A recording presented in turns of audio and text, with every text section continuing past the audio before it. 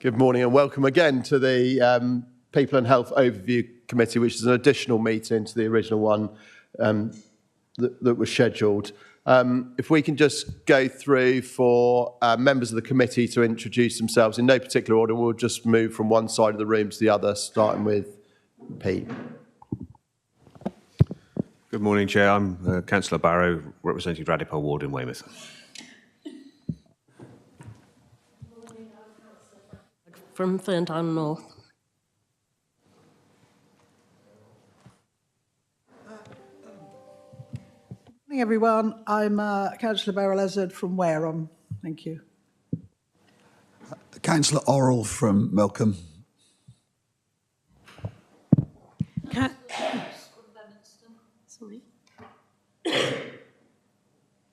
Councillor Dunseith Chickrell. And Tony Alford, representing Egerton Ward. Pauline Batstone, Blackmore Vale Ward. Thank you. We've got a number of other councillors here that are not members of the committee, but are welcome to join in. Just for those non-committee members, when we speak on items, we'll ask members of the committee to speak first, and then you'll have the opportunity after that if you wish to speak. Move on to item 1, which is apologies. There are no apologies, but Councillor Holloway is attending virtually. Oh, yeah, my apologies to Councillor Holloway. I forgot to introduce you.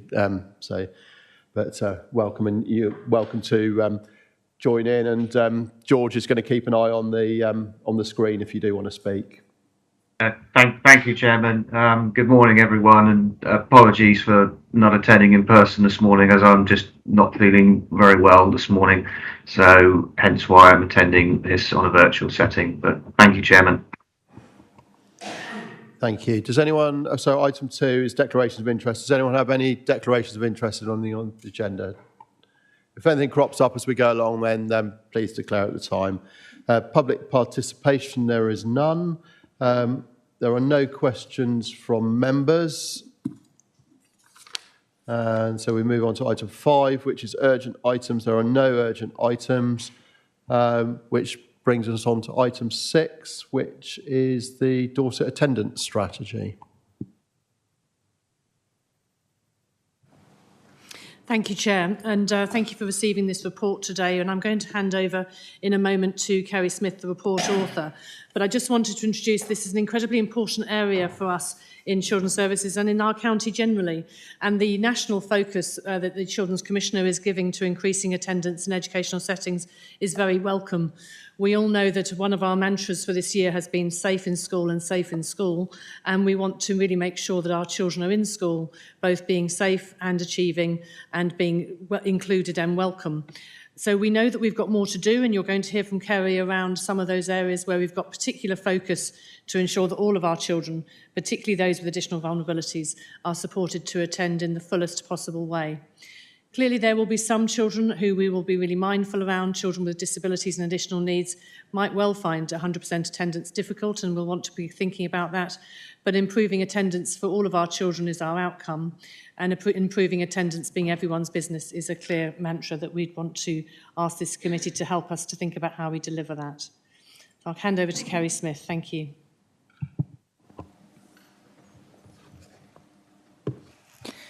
So in Dorset, we want to make sure that our children and young people achieve the best possible school attendance, and we want to make sure that attendance is everybody's business. So I'll start with, why does attendance matter? So we know that attendance is important for academic success, but it's also an important part of preparing our children for adulthood, preparing them for independence, and ensuring that they achieve their ambitions. Schools are also really important places for children to develop socially and emotionally. This is particularly important for our most vulnerable children, where they can get the support they need and where school is a protective factor for them. So we know that 90% of young offenders had been persistently absent from school. And persistent absence means that these children have missed the equivalent of 1 day off per fortnight. So it's when a child or young person's attendance is below 90%.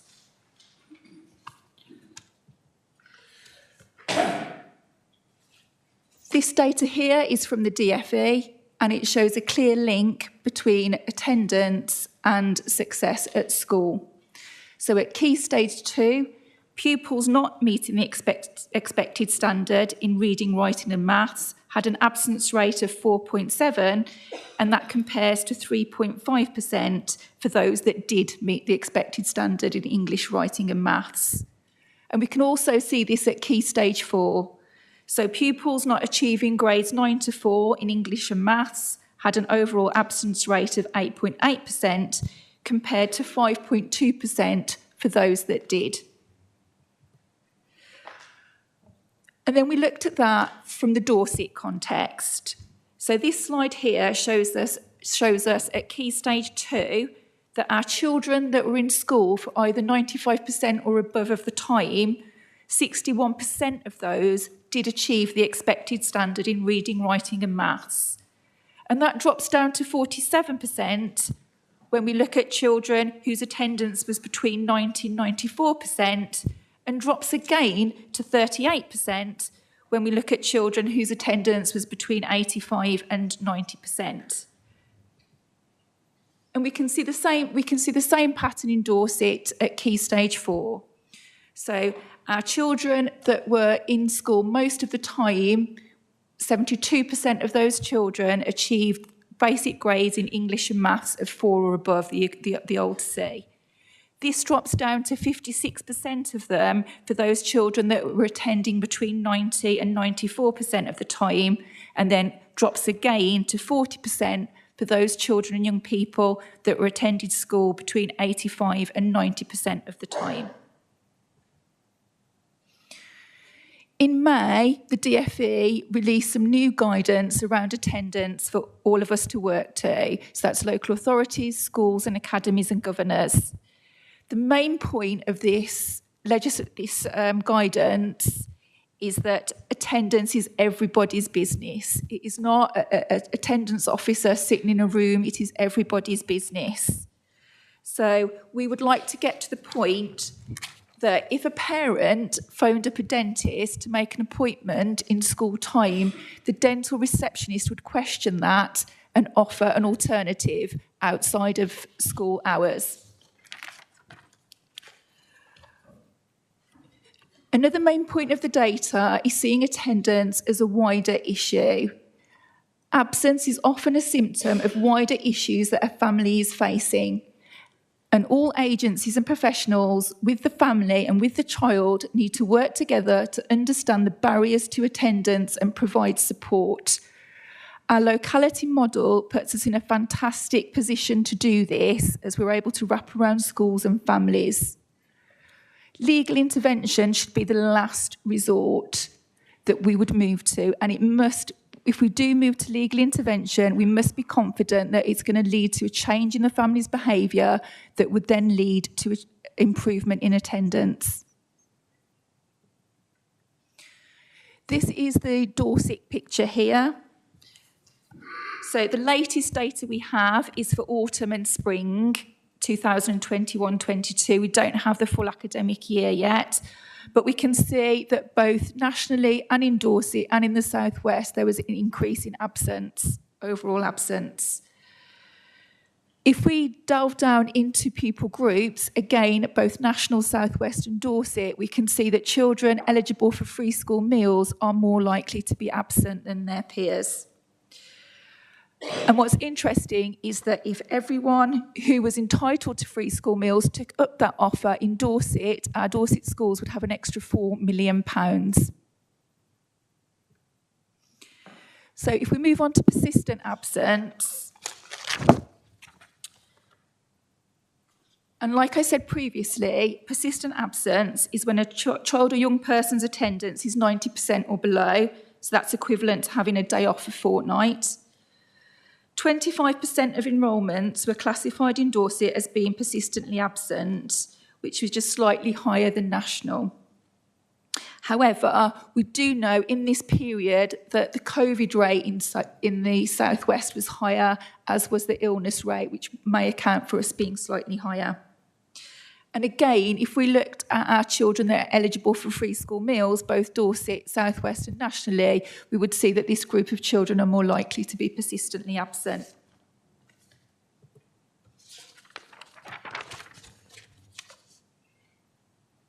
So moving on to severe absence. Severe absence is when a child or young person misses school for more than 50% of the time.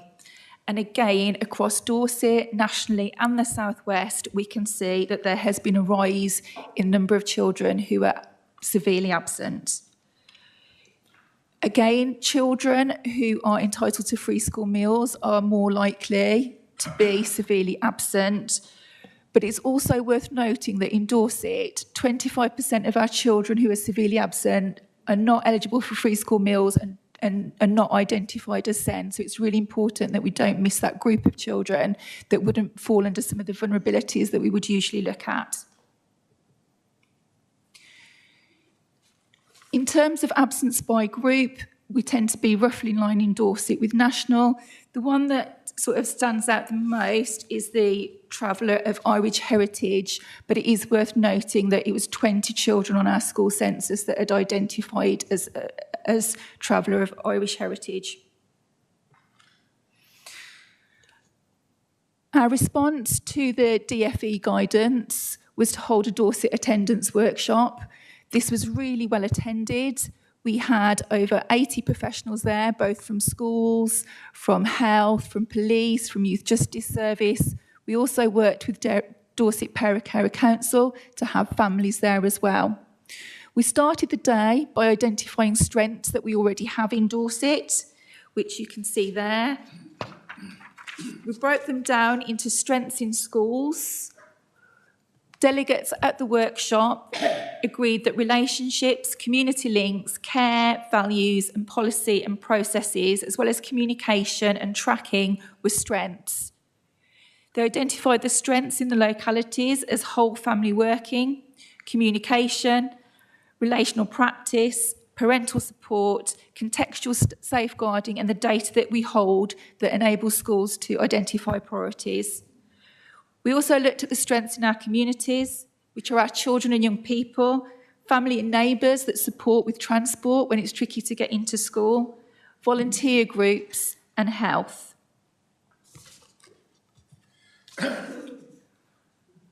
From this workshop, we identified 5 priorities for Dorset Council. The first one being ensuring there's consistent Dorset-wide policy and practice. The second one being knowledge sharing and communication. Third one, early identification of causes leading to development of targeted interventions. A consistent approach to transition and also transport solutions. What we're asking for is support in delivering these priorities and helping us to ensure that attendance is everybody's business. That's the end of the presentation.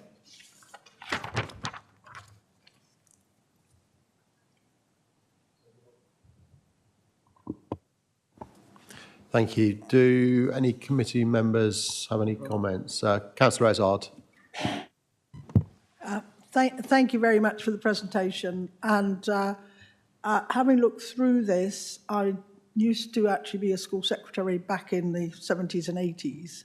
And these sorts of figures would be quite shocking, quite honestly. But obviously there's different factors that come into play. But I would like to say that having this strategy and obviously, this laid out in front of us is important that actually in the future that actually are we planning to review this in a year or two? I know the data does come back to us in overview or scrutiny on a regular basis, but are we looking to review this and have these sort of workshops perhaps once a year or once every 2 years? Would that be something that we do? Can I ask that? I have got a couple of other questions, but can I answer that one first? Thank you. Yes, most certainly. So we'll be reviewing it at the Dorset Education Board as well on a termly basis. the delegates at the workshop would like an attendance workshop annually as well. And the other thing I see on, I think page 9, 7.1, there was something there, I think the second bullet point, it said 4 more years at the beginning of the sentence, and I didn't quite understand what that meant. Could you clarify that for me? Let me think what page it is. Page 9, 7.1.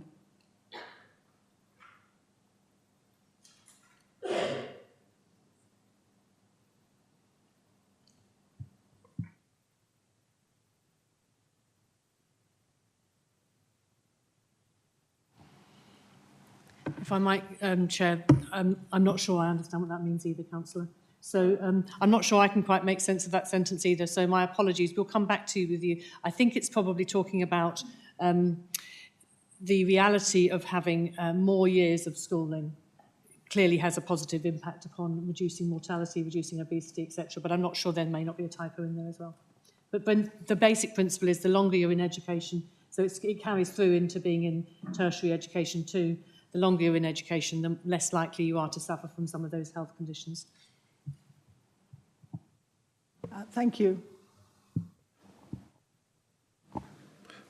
Councillor Eddowes, are you happy that we get a written response via email for that? Thank you. Next was Councillor Jones. I think we all know the importance of attendance at school for all children. And it's good that you talked about family issues sometimes stopping children going to school. But quite often, there are hidden family issues that no one knows about. And children turn up at school and are blamed for not coming to school. But sometimes it's maybe they are caring for someone people don't know about. And sometimes it's just an issue of being bullied at school. Other times they may not have the right pair of shoes, so they don't want to go into school without the right uniform on. And often there is domestic abuse within the family. And the children, when I was teaching, I had a 5-year-old child who did not want to come to school because he was worried about what would happen to his mother when he was not in the house. And no one would know about that. You know, it's very difficult.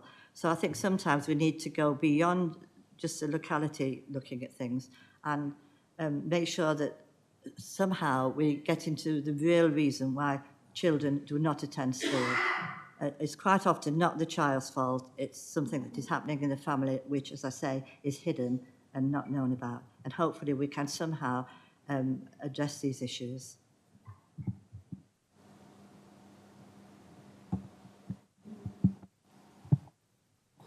Thank you. Really, really helpful question. Thank you, Stella. I think the strength that we have in Dorset in the locality model supports that really clear picture that you've just heard outlined. We all absolutely understand that attendance is really rarely about a simple issue. It's very often around matters in the family, it's around matters in the community and potentially matters that are happening for that child. We absolutely made a determination around Blueprint that we wouldn't have distinct job roles where somebody was only focusing on attendance or somebody was only focusing on a particular activity, but the whole locality can wrap around that child. And that's what we see happening. So you saw a particular indicator there around families who identify as Irish traveller. We've done a particular piece of work to support those families coming back into the school space. We've got more to do, but it wasn't about just attendance. It's absolutely about a range of other matters that we need to pay attention to, and the wraparound support in the locality model can do that, and I think we can see have more and more impact. But we also need to make sure that there's nothing in our culture, in our county, that says it's okay not to be in school. And there's a really strong push from us now to be saying, actually, understanding that one day a fortnight, and I know you'll all have picked that up from Kerry's presentation, but one day a fortnight takes you into persistent absence is really significant. And there are still families and friends and maybe localities that don't fully appreciate that having that second Friday off or having that Monday not in school actually has that huge impact upon achievement and safeguarding and well-being. So it is a really important message, but we're going to be really driving that hard this year. Thank you. Councillor Lugg. Yeah, I'd be interested to know whether specific schools have a problem. During COVID, schools had a very different offer. So in my ward particularly, the local school didn't open most of the time and offered very little online for the children. And those children have obviously got used to being at home. So, you know, I'd like to understand a little bit more about how it is round all of Dorset. It's great that we're going to include the local alliance groups. I'm the chair of the East Dorset one, but the other chairs are not here, so can we make sure that they're aware of that and perhaps have a briefing or even share this with them? That would be great. It's about communication. So we're talking about making it everybody's business, but who are they going to report this to, or have I missed that?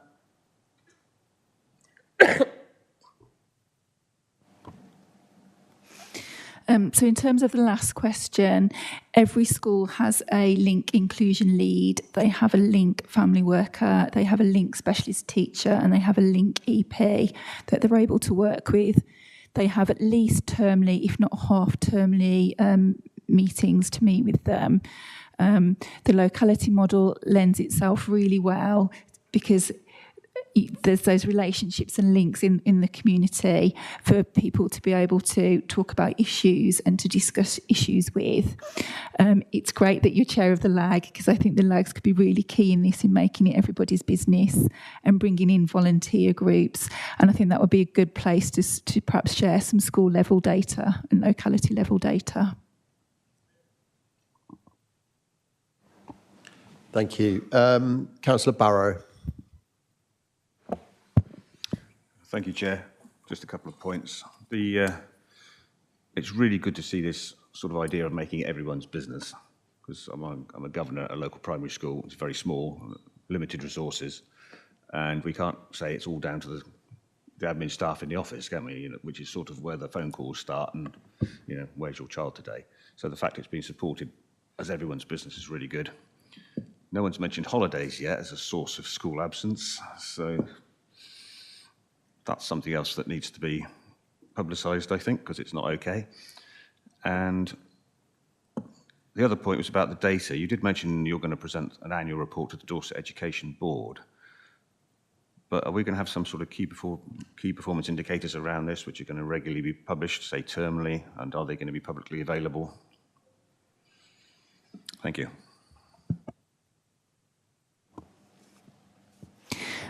Yeah, so holidays are an issue, and they are highlighted by our head teachers to have a plan around that. It is tricky. It's tricky nationally, especially for families where it's going to be a lot more expensive, obviously, in out of term time to take their holidays. So that is going to be a tricky and thorny issue to address. In terms of KPIs, we want to be better than national, obviously, because nationals, you know, is there, but we want to be better than that. Dorset should be better than national. So we'll be using those benchmarks as our KPIs, and we will be reporting termly. Thank you. Can I just come back briefly, Chair, on that? It's that business about holidays, because it's incredibly unfair, isn't it, when you've got low-wage families who perhaps work in the tourism industry and can only take their, you know, it just really is incredibly unfair that you're forced to take holidays at most expensive times. So if anything can be done about that, God, I have no idea what that is, but it'd be good to hear it.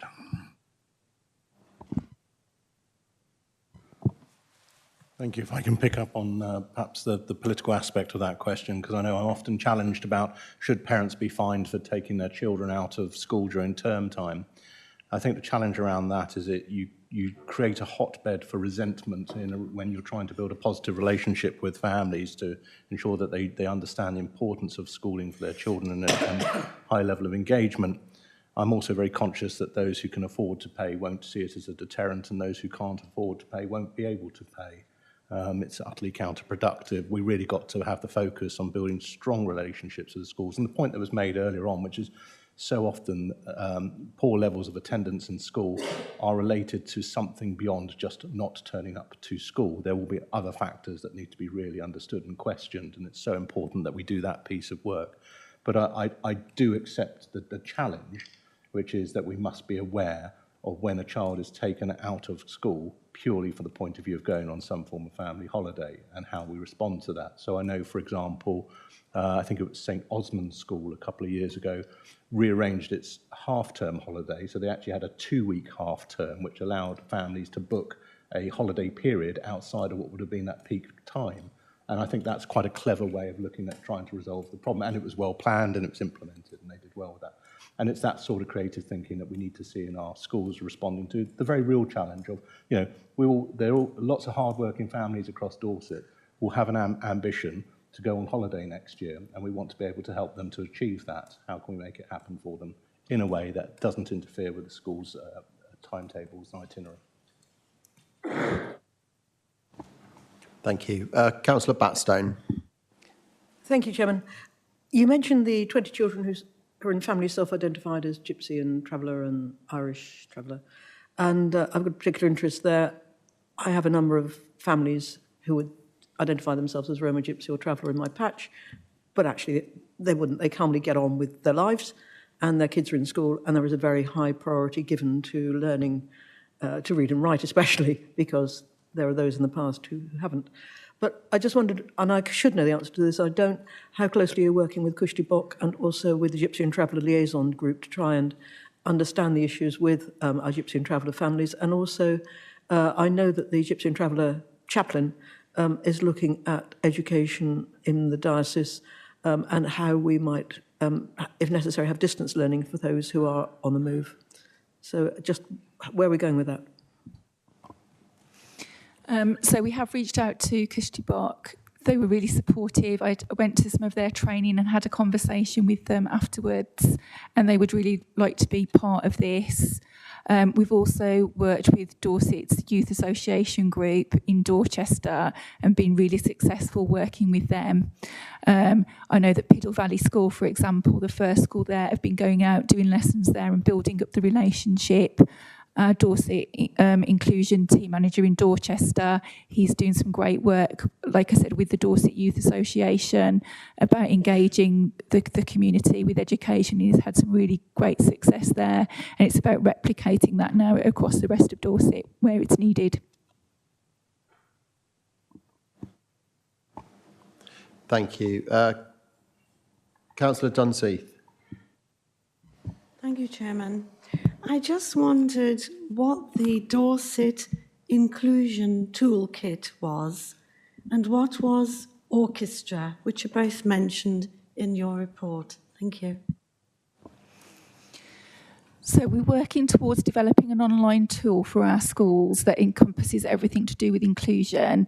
So, for example, reduced timetables, specific needs such as communication and interaction, and being able to give schools the tools and resources to improve their practice in that area. So we might use case studies from our schools, we'll use national examples, and we're trying to pull that all together into one place and make it web-based so it's really user-friendly for our schools. In terms of Orchestra is a system that is collecting live data from the school's information systems. So that means that at the end of the week, we can have a look and see what our attendance is in Dorset. We can drill down to individual schools. We can drill down to individual pupils. It really is a game changer for us. So rather than having to rely on census data, which is going to be out of date by the time we get it, we've got real live data that our practitioners can use. And it's just a complete game changer for us, really, in terms of attendance and improving attendance. Thank you. Councillor Jones. I was only going to clarify something, then I thought maybe I shouldn't. The Gypsy and Traveller work that's been done in Dorchester area has been done by Dorchester Youth Centre, and in particular has enabled youngsters to go to school for the first time and some to actually go down to a course at Weymouth College. But I should say I'm a trustee at the Youth Centre, so I should probably not say any of that.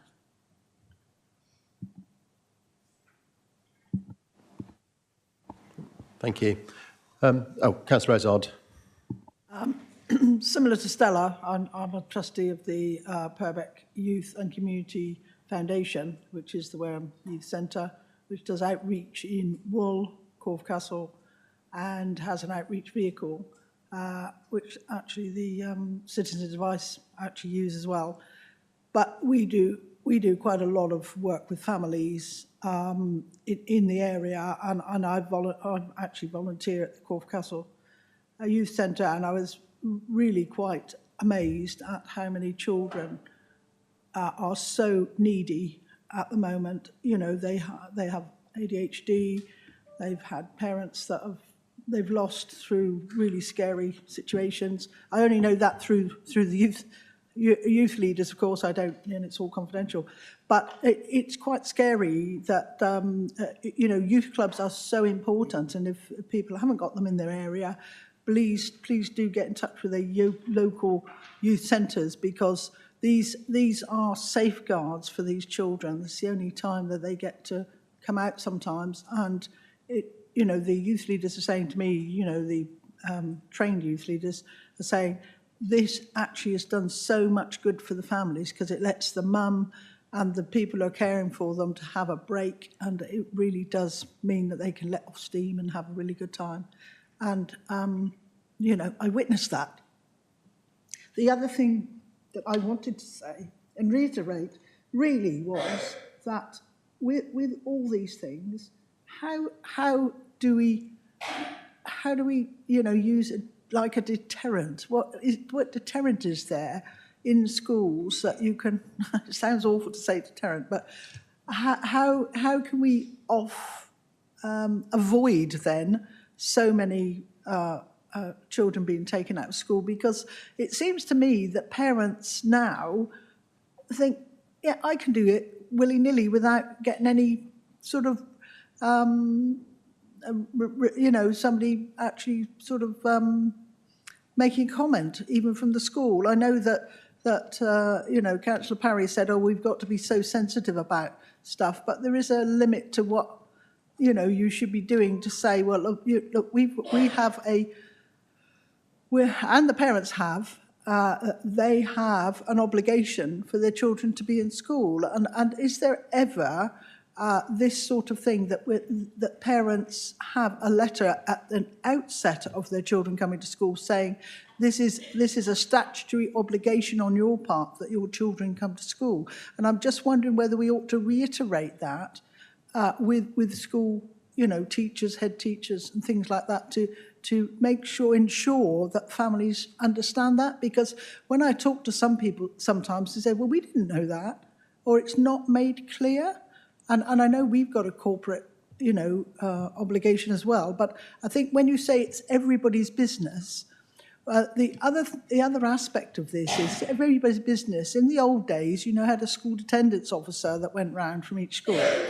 And the thing is, we haven't got that anymore. But the thing is it the regular community, the network of local community that are eyes and ears that actually sort of report back or signpost to different, you know, authorities to say, you know, do you know that I've seen this child around in the town several times this last week? Or is there any reason, does anybody know why this particular child is hanging around when it's school time?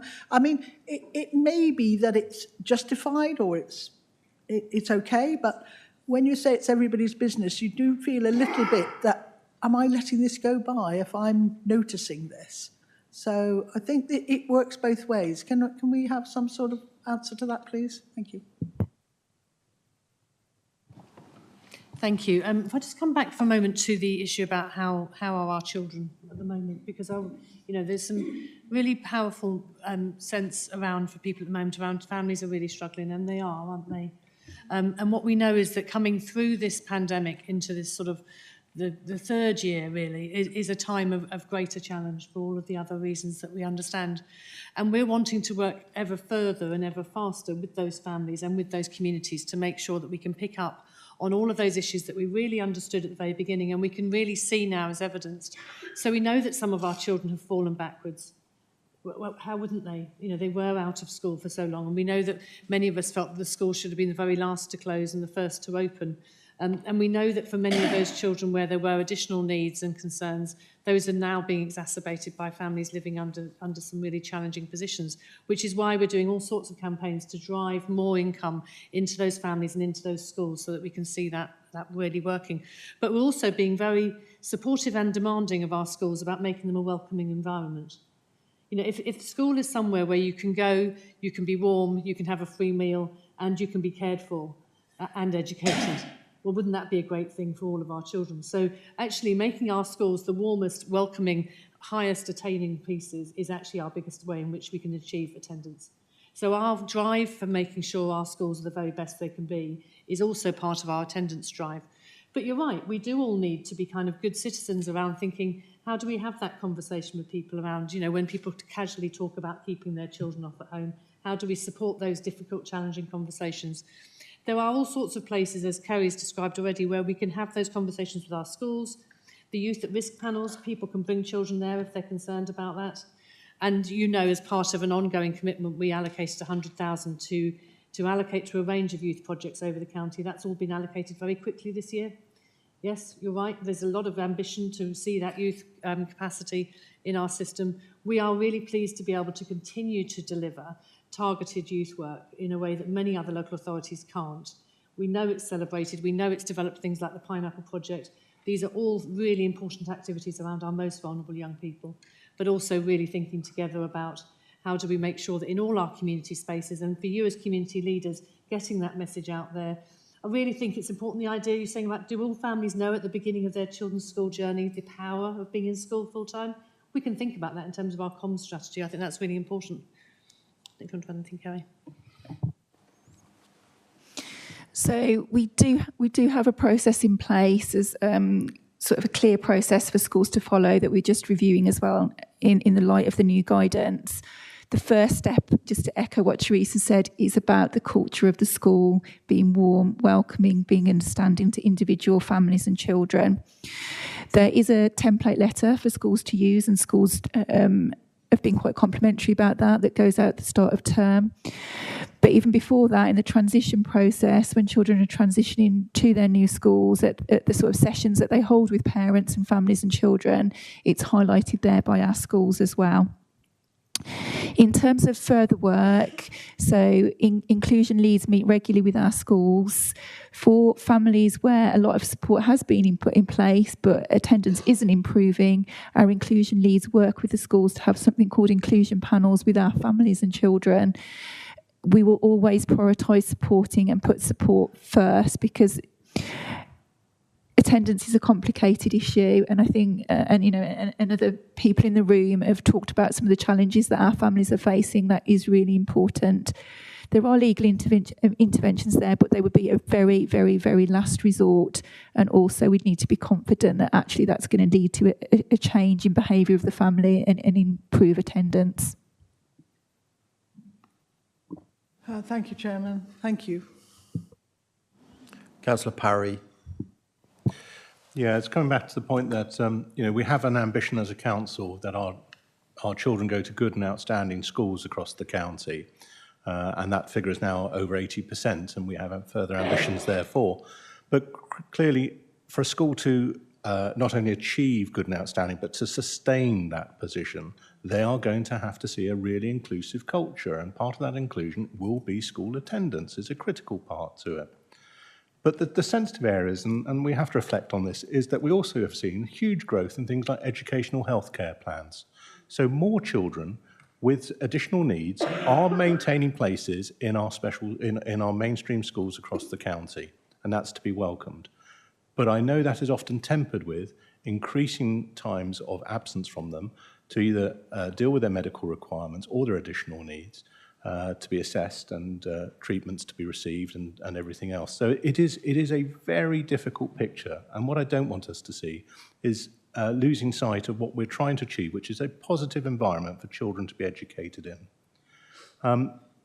We talked about out-of-term time and everything else, and I just reflected. I had a message from a friend the other day who was at an airport last week, and he was appalled at the number of children they saw at the airport. And it was only when I pointed out that the independent schools had broken up the week before that the penny dropped, that they were legitimately on holiday. But they have a different holiday pattern, to the mainstream schools in our county. And similarly, we are aware that there are over 500 children in Dorset, or sort of, I think it's 500 children who are electively home educated. Therefore, it wouldn't be unnatural to see them out and about in their communities at different times to perhaps when schools are operating. And we have to support them in their place. So what I'm trying to say is yes, we see the data. Yes, we want to understand what is going on behind that data. And as we've indicated earlier, if there are reasons that a child is outside of school at a time when we would reasonably expect them to be there, and they have a school place and there's no obvious reason for them to be not in school, then we would want to approach that in a sensitive manner to see if we can re-establish their regular attendance in school and an improved attendance record. And I hope everybody would be supportive of that position. Thank you. Councillor Batstone. Many years ago, when we were still Dorset County Council, we did quite a bit of work on children electively being home educated. From the point of view of concern about the quality of that, how do we know about them, and also our concerns about the safety, and Claire is nodding furiously, the safety of children who aren't on the radar, as it were. So reading your reports, and this is the problem when you're a skim reader like me, so I don't remember seeing that. Where are we now with that piece of work about, from the point of view of safety and quality? And in Dorset, when we did look at this a while back, at that point, and it's several years back, obviously, we sort of had a patch of folk who were being home educated on Portland for one set of particular reasons. We had the folk around Three Cross and Verwood who were very much the Gypsy and Traveller community, who had also opted out of education for particular reasons, probably. A batch of folk in West Dorset, and then a folk down the Tarrant Valley who appeared to be the more affluent users of home education, who made themselves... we don't know what skills those folk have to educate their children. We're just keeping our fingers crossed it's okay. There was that issue of whether or not people who are home educating, we should have the right to inspect. That got parked, that's gone by the wayside. I can't remember. So those people who are electively home educating would not be part of your data, or would they? I don't know. Thank you, Councillor Batstone. And so a very distinct group of children, which we could absolutely spend another hour on this morning. We are really focused on these children and have been for some time since the numbers went up following COVID. And we can take some comfort in the fact that the numbers have considerably come down. There are some complex reasons for electively home education, as you say. Some absolute choice, families providing very good education at home for their children. Some other situations where we have concerns, and we have undertaken some particular procedural interventions around that, is where children or their families, for some reason, have a particular fallout at school or a particular concern at a school and remove themselves from the school role. Now, what we've experienced both locally and nationally around that is many of those families regret that later. So we have a 10-day cooling off period now around families removing their children from school. And what that means is that we ask them to hold fire, because often families don't realise they'll lose their school place. And a few weeks down the line of a few weeks of elective home education, and maybe they think actually it'd be quite nice to have my child back in school. And we don't want that to be the situation when the child no longer has a place. And we're seeing some of that supporting children return to school. But we also took a very particular risk prioritisation for children who are not in school. And that means that we looked very carefully at any children that had particular safeguarding or social care needs. So if a child was on a child protection plan, if they were a child in need or a child in care, we undertook a particular intervention around those children to make sure that we could get them back to school as quickly as possible. As I've said, safe in school and safe in school has been a particular mantra around that. Nationally, the Children's Commissioner continues to support what has been a claim for many of us for many years around having more power to be able to visit and support those families. There is, I think, potential in the new year for a register for EHE, because at the moment there's not even a requirement for us to do that as local authorities. We would support that. Clearly our 500 plus, and I'm not absolutely certain of the number today, but it's something in that region, would take a significant amount of resource to be able to confidently support those families and give some assurance of the well-being of those children. But I think we've all read in the press, not locally but nationally, cases where children were described as electively home educated, but we're actually just outside of anybody's radar or consideration. So we would support that with the Children's Commissioner, and we'll just watch this space. It may be that we finally will get that register and those increased powers to support. Thank you. Councillor Barrow. Thank you, Chair. It's just one final observation. You've made a great deal about how being school attendance is linked to attainment at school. And yet there's also been a huge amount of talk about we want our schools to be welcoming, warm, inclusive, which is absolutely true, and why wouldn't you? And we put a huge amount of effort into that at the primary school I'm involved with. But there wasn't any hard data around that. So is there a way you could bring out the other benefits of being in school about, which are not to do with attainment, and so that the link can be made that, yes, being in school is great for attainment, but it's also great for all these other things, but in a way that's got a bit more hard data around it. Does that make sense? Yeah, it makes great sense, thank you. And there is something about, if you're in it and it's great, you're in it and it's great, and we want to kind of be able to make sure that that message is understood everywhere. But at the moment, sadly, for too many of our children in our schools, they've not all had a great experience there. And, we have to be honest about that. There's no point in us having the kind of lack of credibility of saying, oh, all our children are having a fantastic time in our schools. We know they're not. And our schools tell us it's a challenging place to be right now. And we need to be thinking around what is it we can do to support that. But I think we'll take that challenge away around what else we can describe as being a really great benefit for attendance and high-level attendance, because that's a really helpful thing for us to do. Thank you. Thank you. Councillor Jones. Yeah, just one comment. It'd be brilliant if we had 100% attendance all over. That's not going to happen. But there's a very important message that parents should not send children to school if they are very sick or ill, which has implications for all the other children and the staff. There are times when parents have to stay at home and look after their children. And teachers are there to educate the children, not to look after sick children. And I think it's important that we do not stress so much that they must be at school, that they are sent there when they are really ill. Thank you. Councillor Alford. Yes, thank you. I have a kind of micro point and also a point which has already been referred to by a number of speakers, but I'll say it anyway. I'm going to refer first to paragraph 2.3, which talks about schools. And it says, and we're referring to schools, can also be a safe place where children, etc. Now, it seems to me that where we say can, it should say should. And I'll be interested to know whether that will say should. The other point, and this was really a general point while I was reading through the paper, it made me wonder, on day one, after the new policy has been approved, what will be happening? Because I think it needs some impetus or dynamism so people notice it and start working to it. So it's a question of how do we as a council set the right tone at the point of implementation?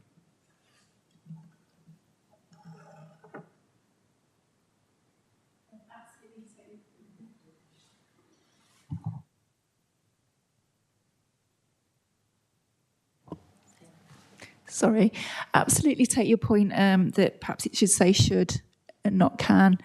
In terms of implementation, we're going to be doing a media campaign as our first step. And then in our locality teams will work with organisations like the LAG to work in our localities to take a specific approach to the specific issues in each locality. But we'll absolutely start with a media campaign to start with. Thank you. I think that's all the committee members that wanted to speak. Non-committee members, Councillor Rennie. Thank you very much. This has been really interesting and really useful to actually be able to hear firsthand about it. Being in the room is so much better than having to sit at home and get distracted. At the very beginning, you talked about school attendance and free school meals and the number of children and a percentage but I don't think we actually got a number and a percentage. And I think it would be really useful to know how many children are in school or on the roll, how many are with free school meals, and then how many of them could be and not claiming it. Because to me, that's criminal. The government are here to give us money to help us within the schools and the education system. And we hear Teresa talk about how the desire to do this. We all know about schools feeling underfunded. And that could be a really a good campaign that we even as members can do when we see families and just ask that question and check, because that difference would make a huge impact on some schools in our deprived areas especially. And so I would be, from a scrutiny point of view, I would be really interested to hear those figures. Councillor George Seller mentioned families with DA, and I've heard this many times, the fear of going to school. But I think in some ways, this seems to have changed over the years, and it's all about this whole family working together. It's the strength that's within this. What's that phrase is a phrase about it's a village to bring up a child, and that's what our communities are about. Operation Encompass has made such a huge difference. The police visit schools where there's been, and we have to remember this is only known incidents overnight, so the school are prepared to be there to wrap around and support that child. I know Councillor Lugg is doing a lot of work to try to bring this forward as well into the preschool situation. I think having worked in this area where children experience these adverse experiences around DA, sometimes the normality of school for children living with crisis at home, the normality of school can be that safe space for them. And I think sometimes we forget about that. Even us ourselves, when you've got a crisis at home, it is really easy to say, perhaps they'd be better off at home today, but perhaps that isn't the right place for people to be always. And I think we always need to be aware of this. But I having been a councillor a long time, I really feel the differences happening now with this whole family approach and the wraparound approach that is coming for. Amanda, you're smiling. I know that's something you've believed in forever, but I just feel that we can build on that and give parents and the extended family the confidence that this works. And I think that that's probably what's needed now, because who trusts a council? You know, I'm their parent, I know better. But this whole family approach, I think, is a strength. It's a massive strength. And I wanted to just give that praise as well. Thank you.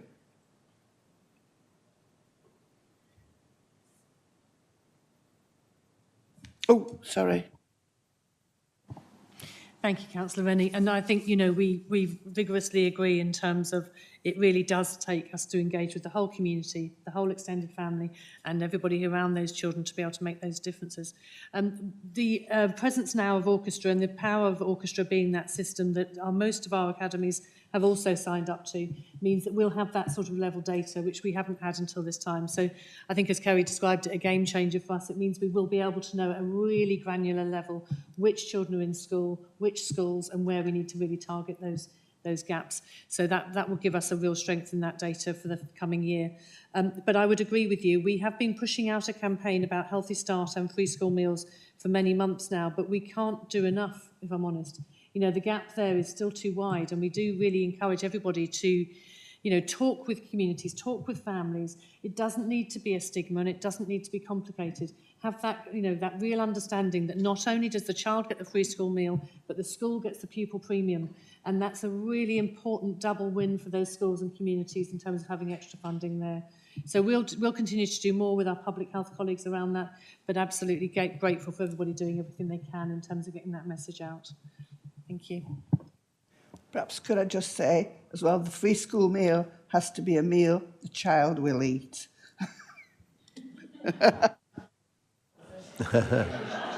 Thank you, Councillor Rennie. Councillor Orrell.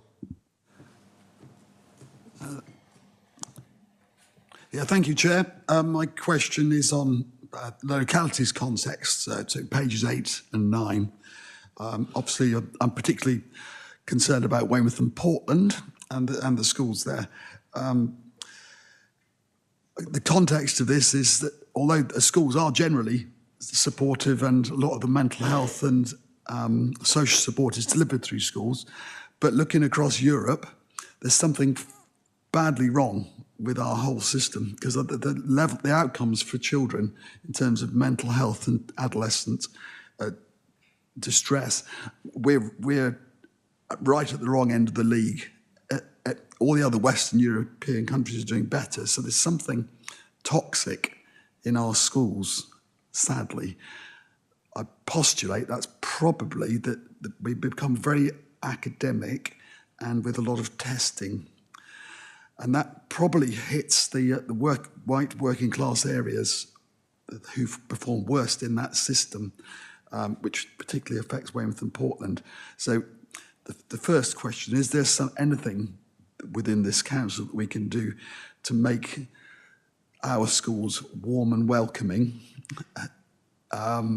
Because there is something toxic in our system. Can we provide an answer?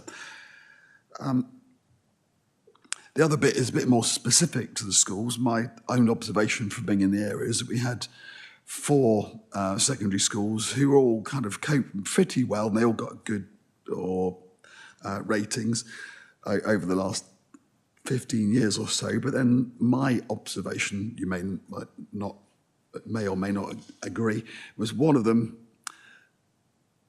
prospered by cutting its size and having a very rigid system, no speaking, having absolutely the right equipment, which then a lot of people's moved. And then there was a domino effect, which rippled through the town, and it ended up with some of the other schools, which again, which were good, then becoming inadequate. So it's a very dysfunctional dynamic. So is there anything Dorset Council can do? I know these are now academies to support these schools because they're doing their best job they can under very difficult circumstances. I note the statistics on page 9, I think it is. That graph is very familiar to me. You could put those colours in for everything. You can put it in for housing, you can put it in for health, mortality. It's the same graph. It comes up again and again. So I think this is more than just a school problem, and it can't just be solved by learning from North Dorset because it's more deep-seated. So is there anything more we can do as a council to help these schools? We've heard for parents, it's not just giving in fines, and it seems to me that the Ofsted system just penalises people. It doesn't really help when you're labelled as inadequate school because you can't then recruit good teachers. So can we flip that and be nurturing and supportive to our schools that are dealing with the most deprived and disadvantaged children? Thanks. Thank you, Councillor Orrell. Really helpful. 2 things. So I'll talk first of all around children's emotional well-being, and I think some of the emerging learning around coastal poverty. And as you were describing the issue around white poverty in particular, around what that might have implications around academic achievement, there is clearly some evidence for that in the research.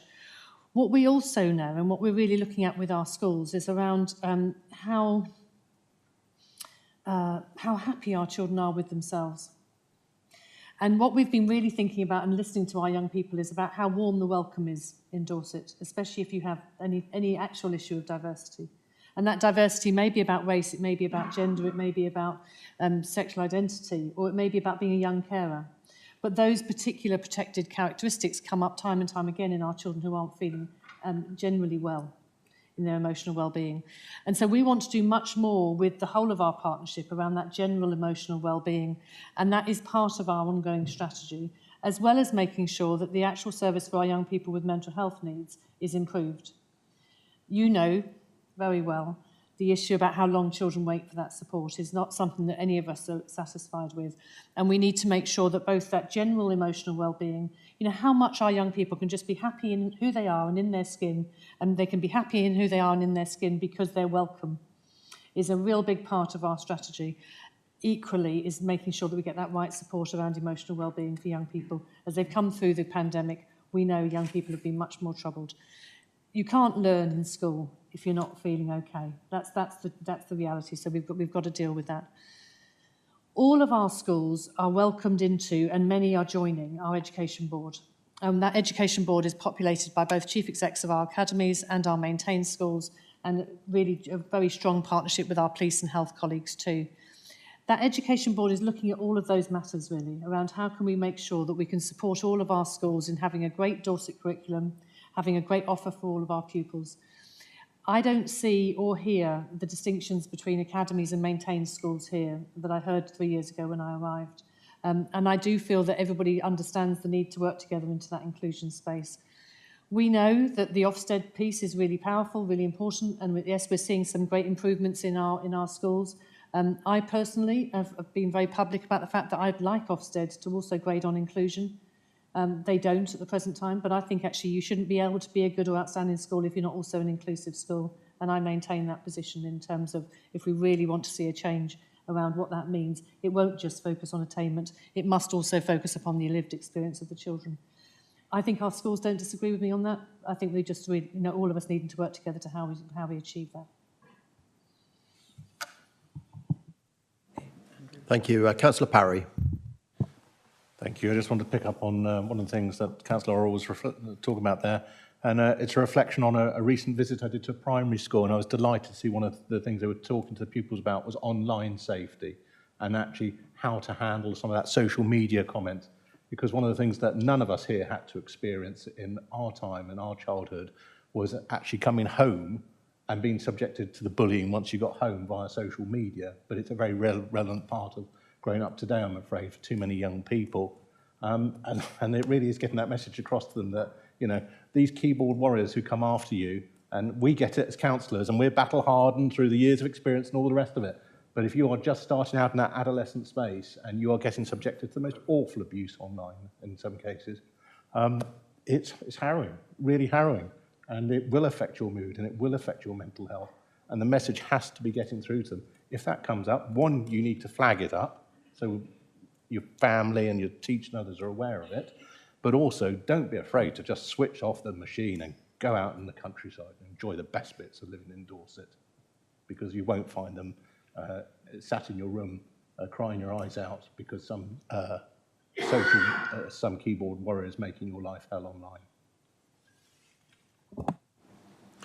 Thank you. And thank you, everyone, for your participation in that. And thank you to the officers for preparing a very comprehensive report.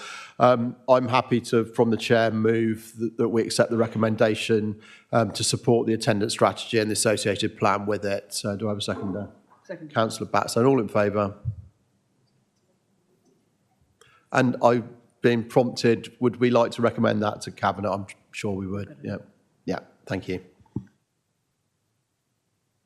Okay, we move to item 7, which is the developing commissioning strategies for adult and social care. I believe portfolio holder Councillor Wharf is going to speak, and then Mr. Price is going to actually introduce the report. Thank you. Okay, he needs to turn up. Thank you. Can you hear me okay? My voice is still rather croaky. Apologies. So we're bringing back the strategies today that we have discussed with you on a couple of occasions already, and we're bringing back some ideas about engagement. I know this sounds incredibly obvious, but these strategies are absolutely essential to define, because we are talking about underpinning what we're doing for the next 10 years, and we are trying to add some certainty to the directorate in terms of what we do, what we don't do, and how we do it. We've been through a variety of engagement processes with residents and others. it is absolutely essential that we define our strategy using what is called co-production. And I apologise for that phrase. It was one of the phrases that I'd never heard of until I became a councillor. I now use it as though it's completely normal. And what this means in simple language is that we're going to work with all of our partners across the piece so that the plan is not a Dorset Council plan, but it is a plan that has been developed and agreed by everybody. Now, it goes without saying that you won't get everybody to agree everything, but the fact is, if they've had a say in the plan and they've been involved with it, they will feel much more likely to make it work. And there will be areas of disagreement, hopefully not too much, and where we have, hopefully we'll understand. I also make the point that this is absolutely a continuing conversation, so it isn't just going to be today. And what we're going to do today is my colleagues here, Jonathan and Mark, are going to give a presentation, and at the end, I'm going to ask you the question as to, okay, what would you like to do from here on in, and how would you like to be involved? What that's trying to do, in my simple way, is saying that this is going to involve this committee in particular, because that's what your job is, to influence policy in these areas. And I think the way that we organise ourselves and we develop policy internal to the Directorate and then take it to Cabinet can sometimes miss an opportunity to have greater involvement.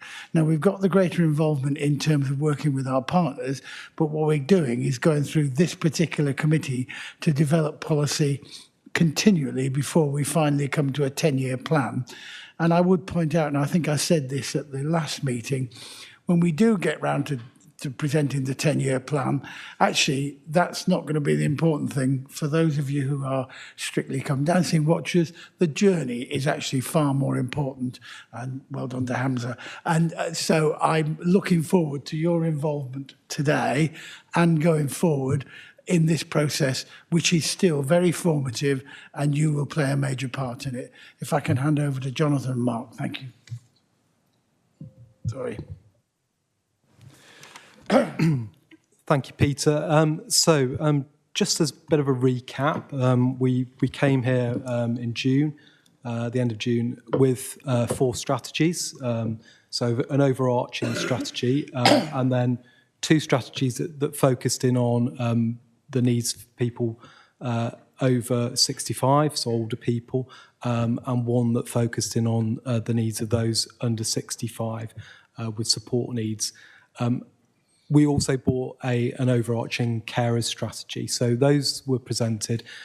We had some really, really positive feedback, but also some good challenge from you. The challenges were people from Overview felt that they were too complex. There was a lot of information that were very, very wordy, the documents, and they needed to be refined, they needed to be made much more accessible. So that was one of the key feedbacks. Other feedback was that the voice of the person, particularly those with learning disability, needed to be front and centre of the strategies for working age. That we really tried to, as much as possible, focus in on talking to the service user rather than the parent in the further engagement. So we took away that. We took away some positive support for our ideas around developing the shared lives agenda further. There were some concerns around some of the utilisation of care home beds, and that followed another overview session where we'd done a bit of a deeper dive on usage and our data. So again, working through those strategies to making sure that we are utilising the beds as well as we can.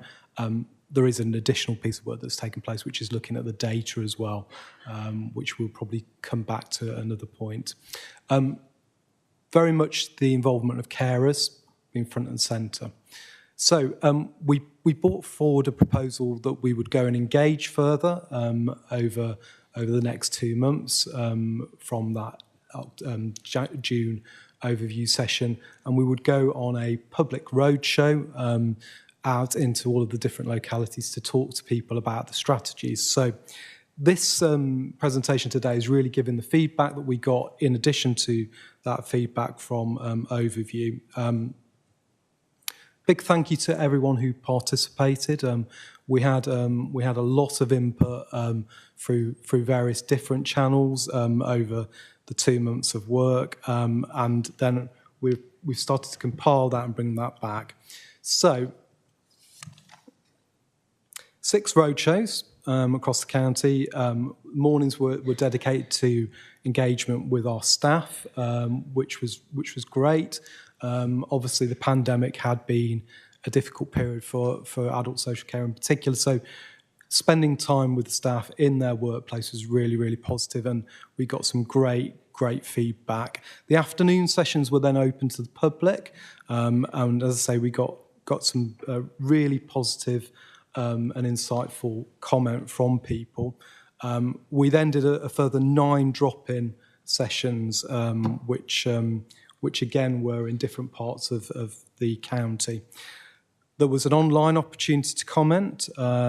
We promoted the work through the press, social media, local radio, and some dedicated newsletters. There was a lot of councillor promotion. Both the lead member and the portfolio holder sent regular communications to councillors, which got us to really a good level of engagement with town and parish councils via clerks. And we continued on with our Better Lives stakeholder group. So that engagement continued prior to June and throughout that period.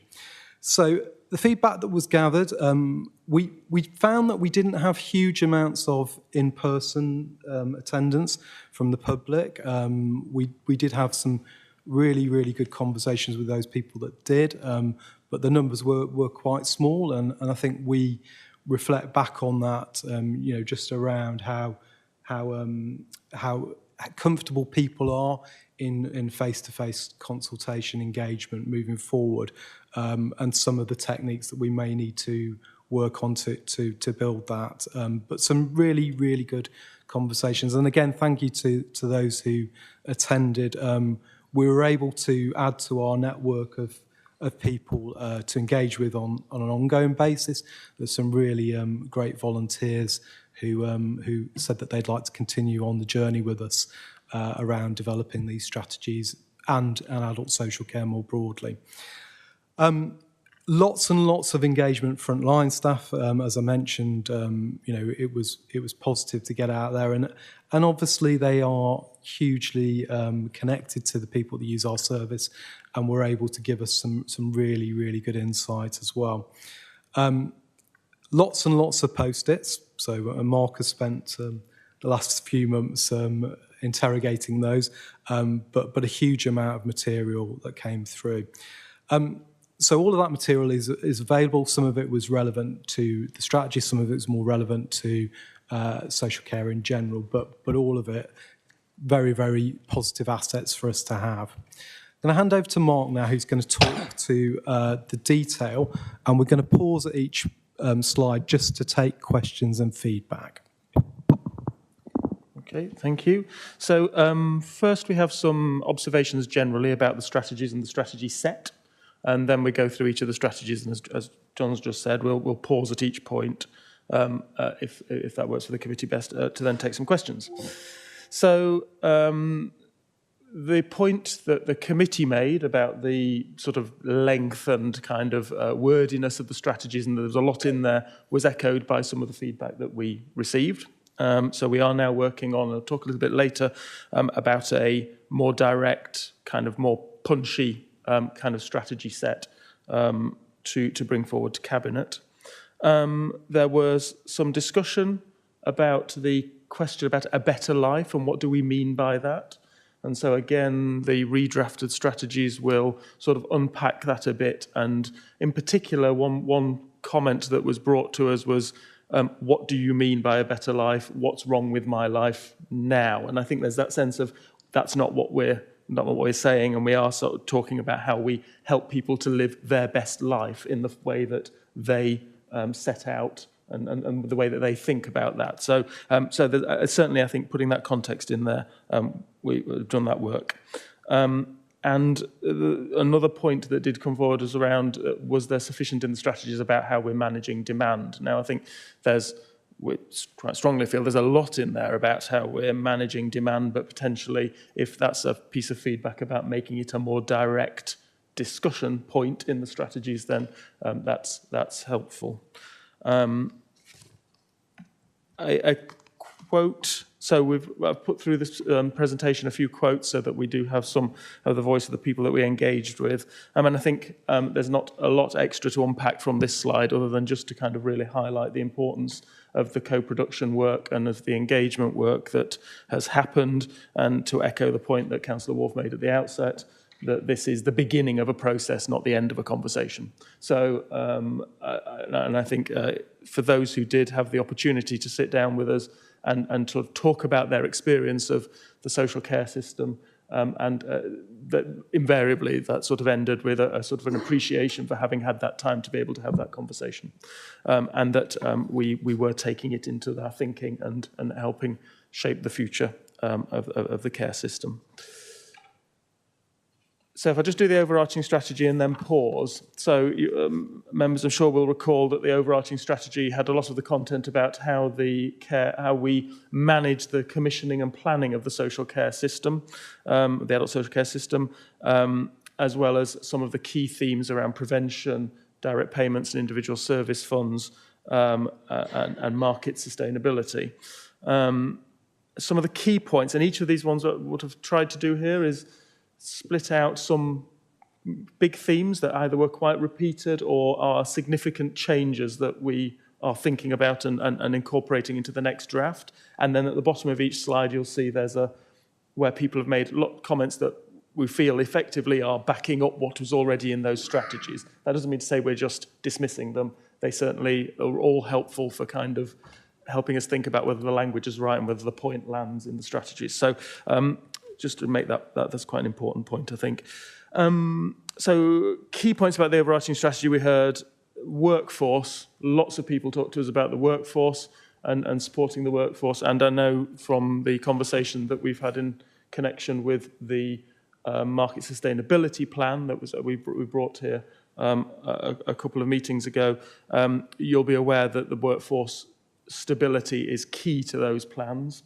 And we have quite a lot in there, including the commitment to a joint workforce strategy with the sector, which the work that we've done to build a new partnership with the Provider Association will all be kind of really helpful for that. But of course, it also sits in the context of the Integrated Care Partnership and thinking about the social care workforce in the context and alongside the health workforce as well. And so I think that's important, and the kind of trusted assessor model and so on.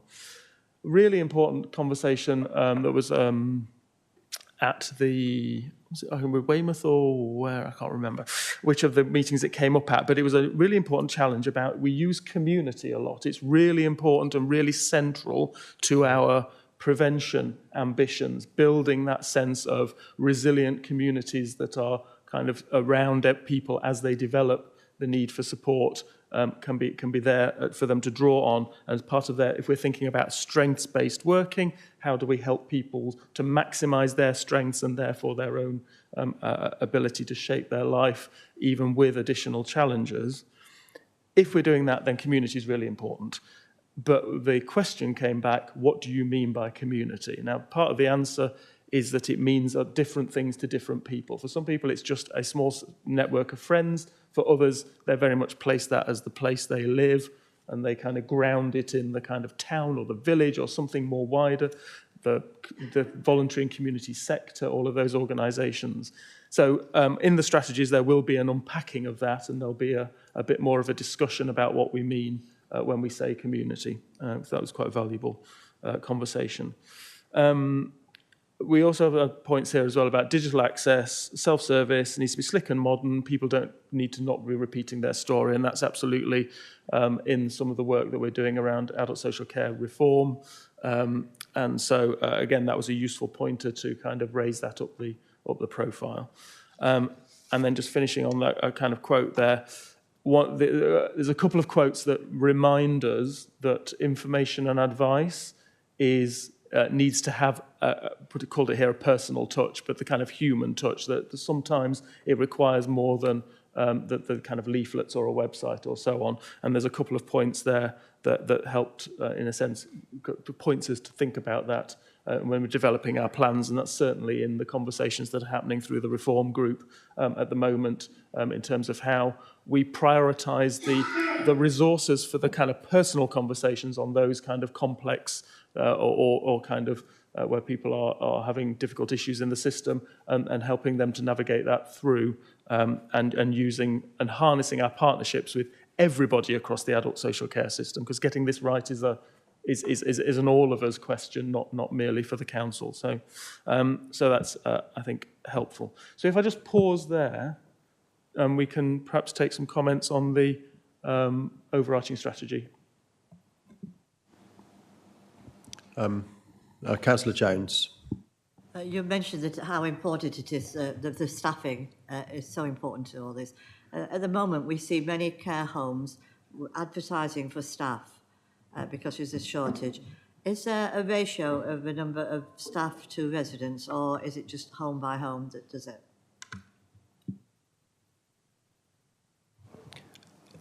Yes, so I mean, there are sort of industry standard ratios that are involved, but it will depend on what type of care has been delivered.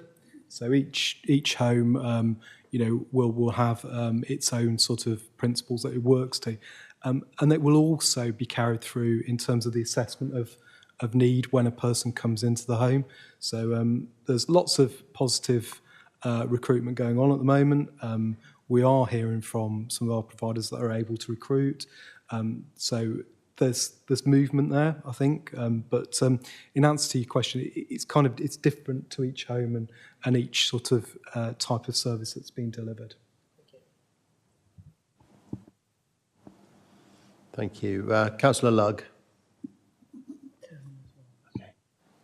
I think how we work with our partners is really important. We've got this reliance on technology, and as people get older, that's more and more difficult for them. I used to work in the library service, and when technology first became very popular, I thought there'll come a time when everybody can use it and we won't need paper anymore. But I soon realised, as I saw people age, they lost that ability again. And it's how we interact with those people that interests me. Yeah, so that came through loud and clear from the engagement, and I think technology is an interesting area, isn't it? Because it's continually evolving. So as we got into some of those conversations with people about what they perceived as being sort of online information only, or click and download information, we were able to start to talk to them about other ways of accessing information. So, for instance, AI applications like Alexa, etc.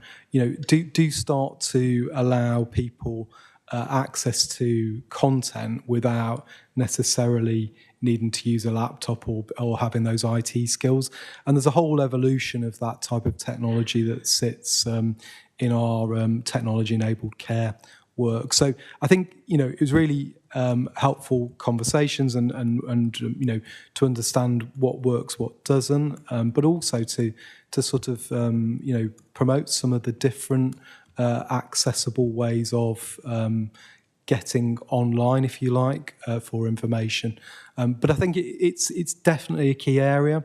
It is a key area that we've been looking at for some time. We've done some great work in Dorset around digital care records, and there's lots of more work that could stem from that, and the sharing of information. It doesn't necessarily need to be everyone using their laptop to access it. So I think an area that will continue to develop, but quite a key piece of feedback throughout. Thank you. Councillor Alford. Yes, thank you. Just a couple of thoughts. Referring first to A Better Life, and it seems to me that whether we have a mission statement or anything like that associated with this, we need to be emphasising the quality of life. And I think that could help to people to understand what the expression, can and does really mean. The other thought I have is the use of the word community. I think the word community has been a very convenient word for a very long time to really draw the distinction between an activity that's not involved in an institution. So it contradistinguishes itself against institutional by calling it community. I wonder, because it's a word that means anything to anyone, whether it ought to be dropped. We need to find something different as a way of describing that sort of notion that we would have. Something that's a bit clearer to people, I don't know.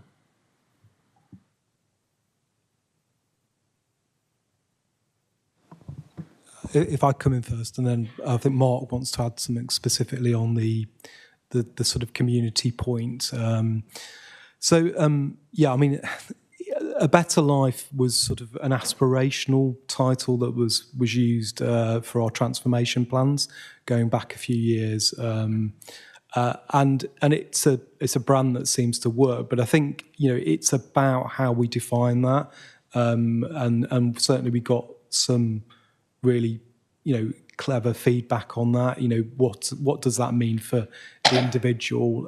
So I think we will, in the redrafts, we're working a lot harder on defining that, but it was really with that sort of aspiration around, towards a better life, for everyone, and whatever that starting point was, being able to articulate what that aspiration from that starting point would be. So I think that's something we are working hard to define in there. The second bit on community, Mark will come in, but I mean, just to reiterate, one of the conversations I had about community and the challenge, was with a gentleman, and he said, his community was his church, and we had quite a long debate about how that worked and all the different connections that came through his relationship with that church. So I think again, there's lots and lots to unpack in that community, but I think it does come back to how we define it in the strategies. When we refer to something in this way, that means etc. etc. So Mark. Yeah, so I mean, just briefly to add to that, and so in the definition that we've kind of been working on, because in a social care context, you've also got the idea that's often used about kind of circles of support to the people that are kind of in that immediate around. There's a sort of onion of kind of growing sort of sizes of community connection, kind of spread. And so I think we're trying to kind of capture some of the different ways in which people think about it in the definition. It's a very difficult word to get away from using entirely when you're trying to kind of describe some of how we work. But certainly being clearer, as John said, about how the sorts of things we mean, and helping people to think about quite broadly how we might be interpreting that.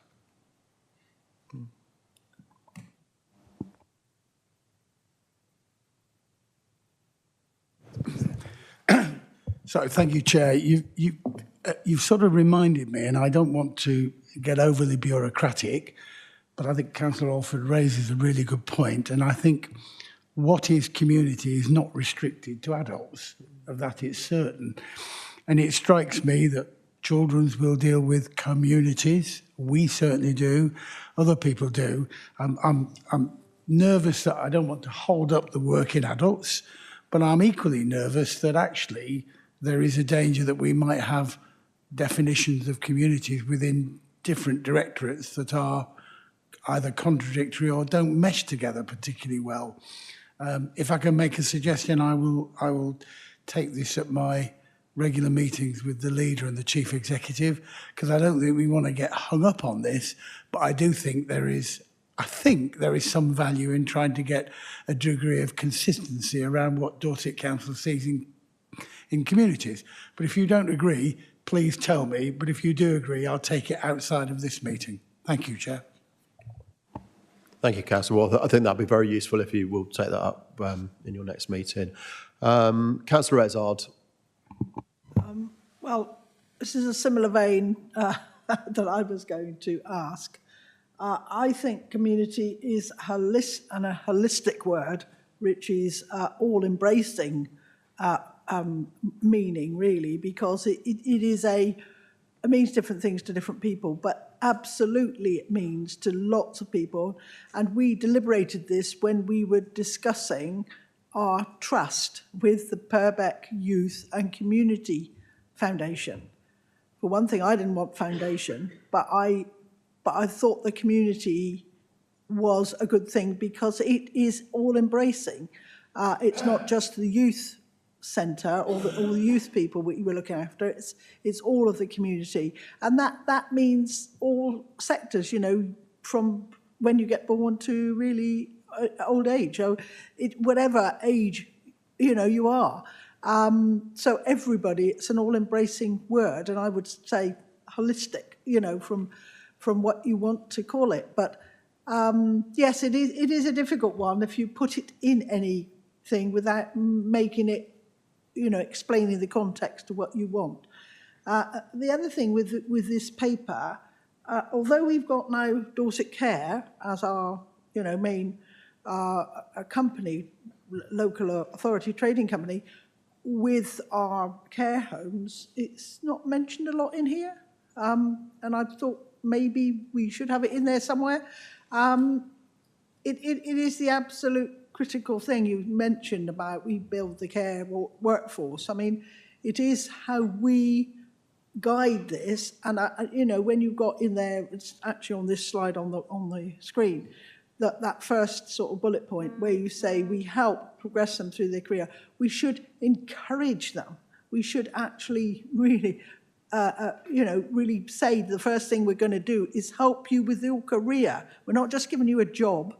We want to progress you through the system and really give you the best possible life you can have as a care worker, not just the people on the receiving end of care, but the care workers are really, and I think I've said this to meetings, I am the opposition spokesperson for adult social care, that it is so important to make people feel that they are worth their jobs and they are really cared for and listened to in what they want to do, but to encourage them, not just to help them. I think that's perhaps needs to be a bit more definition there. But on the other thing that I was very, very keen on was, you know, all this digital stuff. We've been talking about this for a long time, and also only saying things once from the point of view of being the service,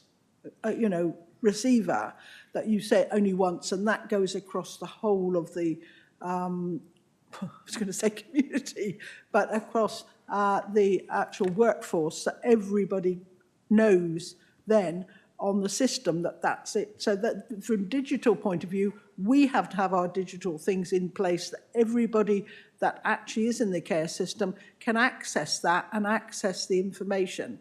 I know GDPR might come into it, but the thing is, with the hospitals now, I know being the governor of UHD, that Dorchester Hospital and Yeovil are actually coming in under the whole same digital reporting with their data, and that's going to come online in the next year or so, I understand. So that will be so much easier.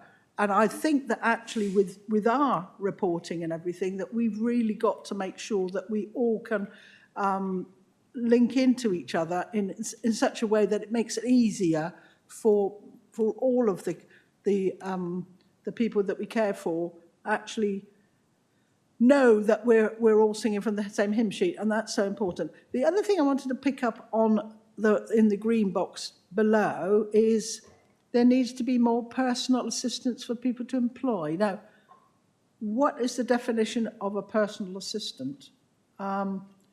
What and how does this, what would this service cover? You know, is it a name for a particular worker, or what would they be able to do? Can I answer that question, please? Yeah, thank you, Councillor. There's quite a lot there. So if I forget some of the points, just prompt me. So I think the first point was around sort of the Care Dorset reference and how that fits with our strategy. So that is in the overarching strategy. So that's our approach to shaping the market. So as a council, we've made that commitment to create Care Dorset. We've invested money in the infrastructure of Care Dorset. And indeed, we are developing new services for this winter through Care Dorset, but their services are a fraction of the total market. So in terms of their care homes, it's a small stock compared to the wider market. And a lot of those services are focused in on the sort of reablement end of things. So that's where the initial concentration around their business plan will be. But they are in the overarching strategy because it's an important intervention that we're making to address weakness in the market or areas where we want to develop an offer. So I think that was the first point. In terms of the digital sort of interoperability across the system, again, there are points in the overarching strategy, but I think we could take that as an action to beef that up. It is a fantastic opportunity in Dorset because of the shared care record work that's been undertaken at a systems level, so health and social care, to develop a digital shared record. So there's lots of opportunity there for linkage of data to give you the kind of tell us once principle, which I think you were sort of alluding to.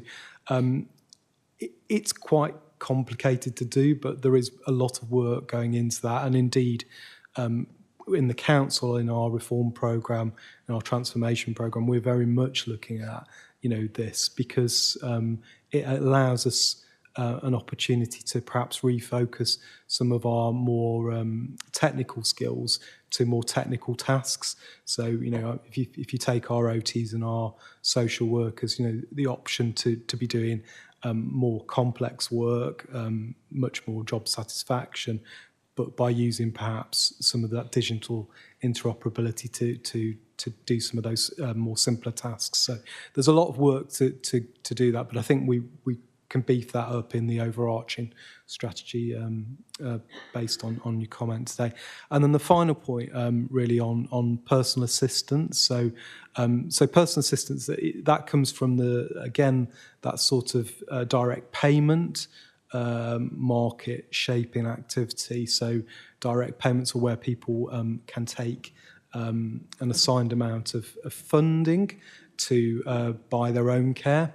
They can buy that care from a marketplace where providers supply personal assistance. Now, personal assistance can do a variety of tasks, including personal care, but often are involved in helping people access the community, doing lots of things that they perhaps were able to do prior to the advent of ageing or disability. So it's a term that's used, but it's around people that work in that sort of space around direct payments, individual service funds. So again, there's reference to that in the overarching strategy and the working age part, but we can probably beef that up and again just be a bit clearer about the definition. Did you want to add anything? No. You were talking about it's a voluntary worker? Or no, they're actually paid. Yeah. Paid employed. Okay, thank you. Conscious there's still quite a bit to get through on this, so we'll move on to the next section, please.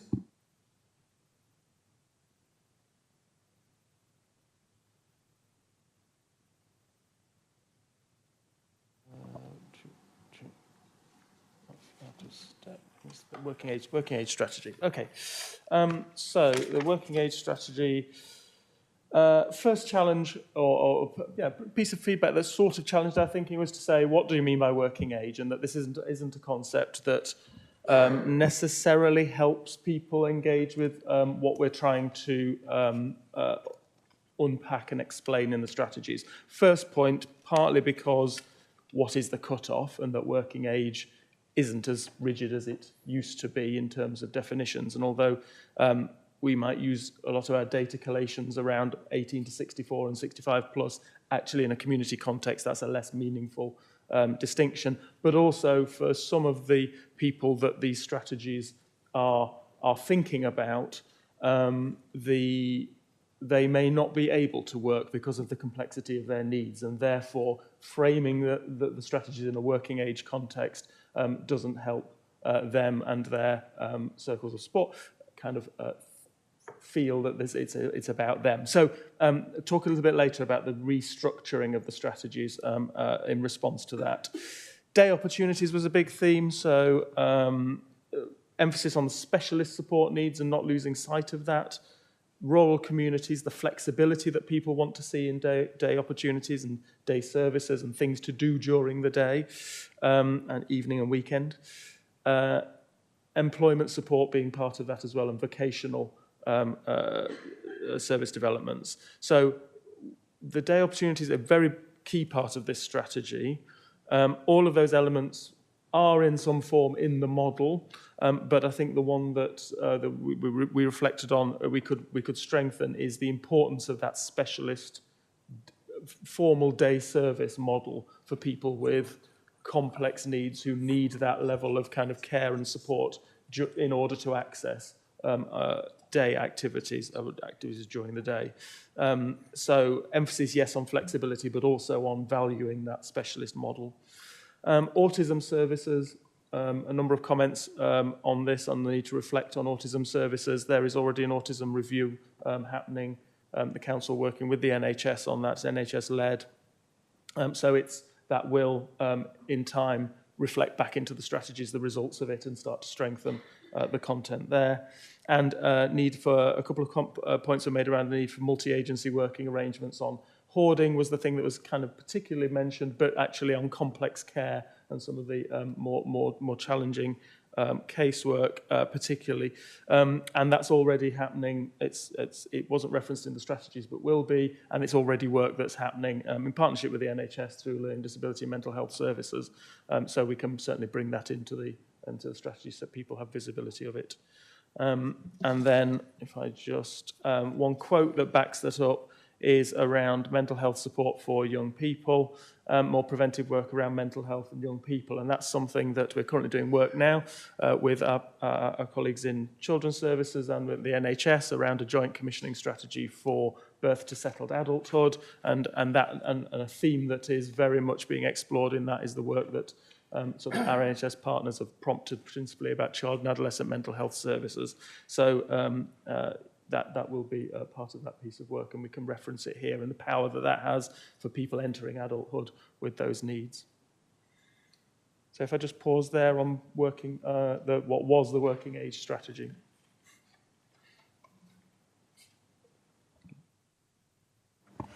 No comments. We'll take that as read. We'll move on. Thank you. So the older people's strategy, the key point, interesting, a slight pushback from some people on the statement that's in there around the efficiency of 60 to 80 beds as an optimum size for care homes, and particularly for, but it's from an efficiency perspective. And the pushback was actually a lot of people quite like smaller homes, which they feel are more kind of homely and kind of responsive. Now, I think we'd probably suggest neither position is the whole story, and you can be responsive and homely in a larger home, and equally you can run a smaller home efficiently. So we will temper that, and we'll put that in a different context in the next draft.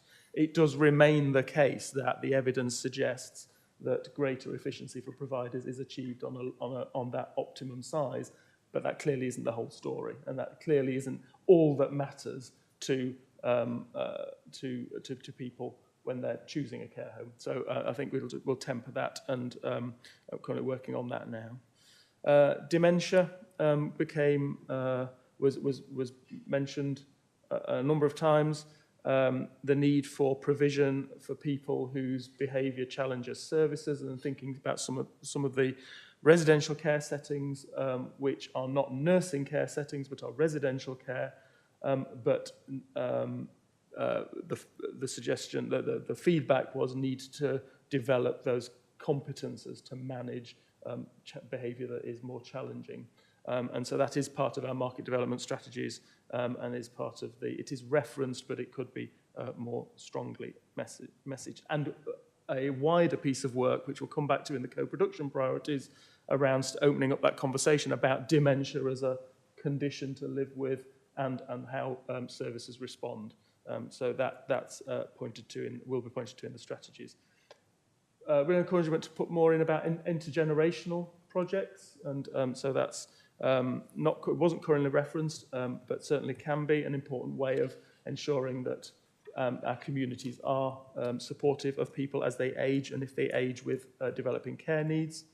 And then I think, and it's slightly linked to, I think when John referenced Care Dorset and thinking about intermediate care and reablement, strengthening some of those services with more occupational therapy capacity. There's always recruitment challenges in occupational therapy, but that absolutely is the intent, and that work has been developing sort of in parallel with the strategies. So as we do the new version, we'll be able to kind of bring that in a bit more strongly. And that's sort of a point that was interesting about older people.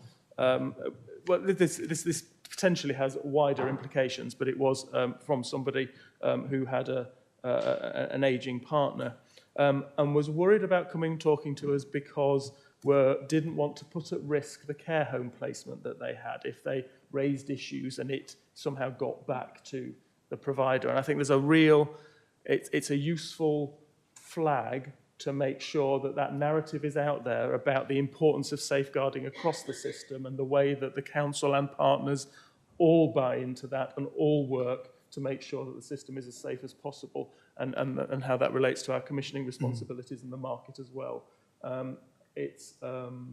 Yeah, I think I'll just leave that there, but I think we were able on the day to reassure that individual, but I think it points to the importance of the wider messaging. Safeguarding is everybody's business. So I'll pause there for anything on older people. Thank you. Councillor Lugg. Yeah, I'd like to propose we set up a working party to look at the issue of day centres. I totally understand that they're an important part of respite care for many carers, but is it really the case in today that, you know, we take people to a Dorset Council-owned building and provide activities there when there are so many more modern ways for people to spend the day?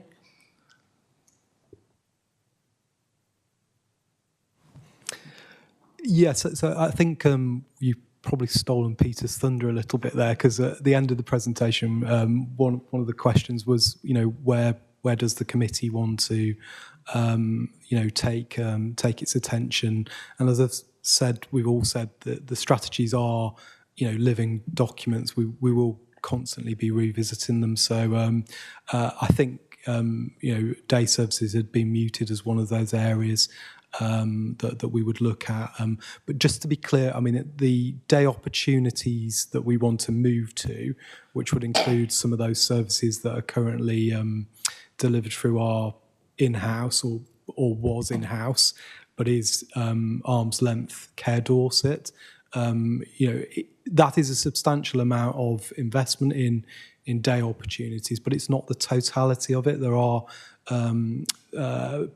private businesses that supply as well in Dorset's Dorset Council's footprint. So it's broader than just Care Dorset, but I think we can certainly unpack that, and it is a big area. The other thing I'm interested in is housing for people who are carers. There are people who would come from other areas to care for people in Dorset, but the housing is unaffordable. And I was involved in a case recently where an agency brought a carer for a long-term contract, live-in post, and she was happy to come. Unfortunately, the person died within a couple of months, and although the care agency offered her lots of work in Dorset, there was no housing involved in it. And, all of a sudden this person who wanted to stay in Dorset was homeless. So, it's something the council needs to consider if we want to attract people to come to Dorset as carers. Yeah, it's very, very relevant.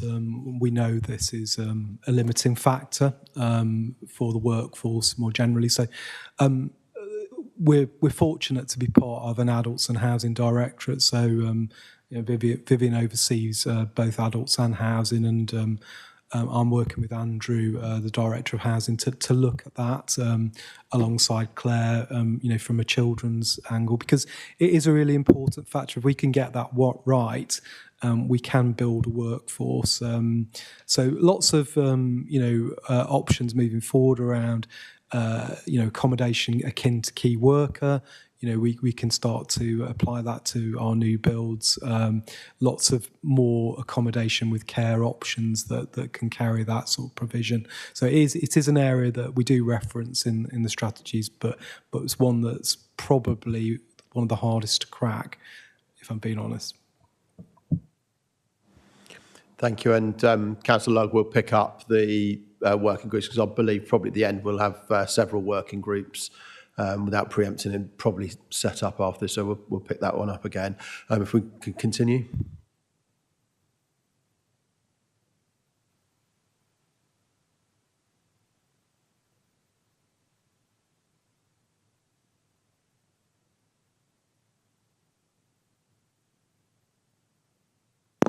Oh. Okay. Oh, sorry.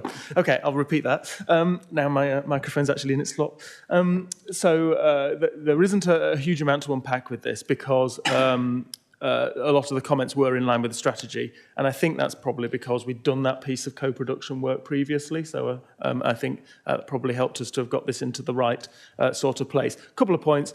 Re-emphasising that issue about carers not being seen as a partner in care delivery, and that's very much part of the valuing and respecting carers and the role they play. Carers assessments and around the capacity needed to be able to deliver them, and I think that's something we are aware of, and part of the answer to that is in how we build the kind of the network and the connections with carer support organisations in the community, and that we have everybody playing a part in that alongside our formal assessment role. And a training offer for carers around resilience, building employment support. There's some things in the strategy, but actually that could be stronger, so we will strengthen that. And just to end then on a slightly, or this part on a slightly general comment, there was a quote came about farming particularly, and I think there's a reflection that this is actually a helpful pointer, and we could add it to kind of more unpack some of what we mean when we're talking about the delivery issues around delivery in rural communities of adult social care, and the farming community being a significant part of that, of course. So I'll pause there for carers.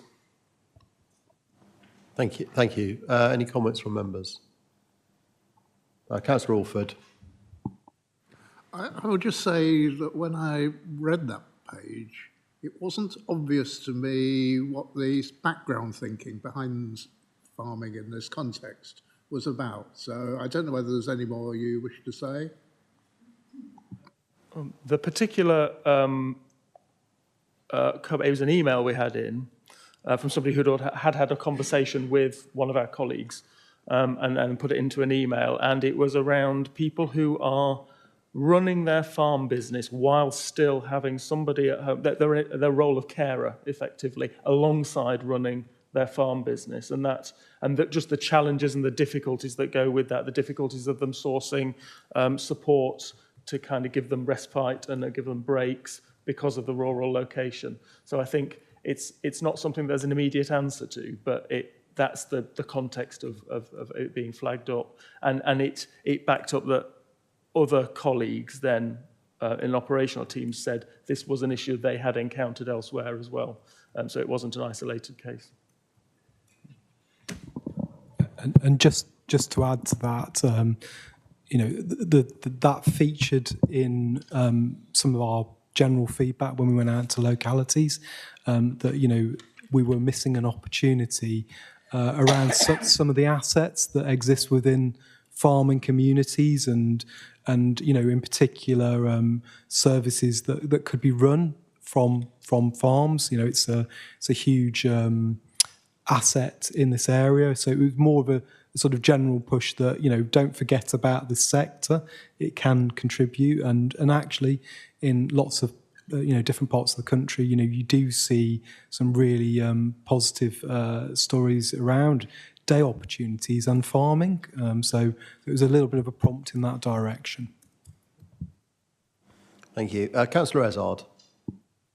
Thank you. Yes, I think that was a comment similar to what I was going to make when I looked at that, and I thought, well, yeah, I mean, very often farm families look after their own, whereas really sometimes they're struggling. So having that in the mix is important, very important. Now, the carers assessment on this slide here, more capacity needed, clarity needed about in-house versus referral to community partners. You say we know this is going to be challenging, but actually, how are we going to do it? I mean, how are we going to do you know, meet that to increase the uptake of carers assessments? When you say increase the uptake, are you saying that carers are not asking for assessments, or they don't realise the assessment is there, or is it that our staffing resources sort of just overlook it? So there's 3 different points there. So I just want to know which of those 3, or is it all of them combined? But what are you going to do about it, or what are we going to do about it? Yeah, I mean, the reference in here is to do with awareness. So the sort of comments we were getting back was a general awareness of the opportunity to have a carers assessment and what that came with once that had been completed. So there is something about how we make sure that's front and centre of our information, advice and guidance, so people are aware.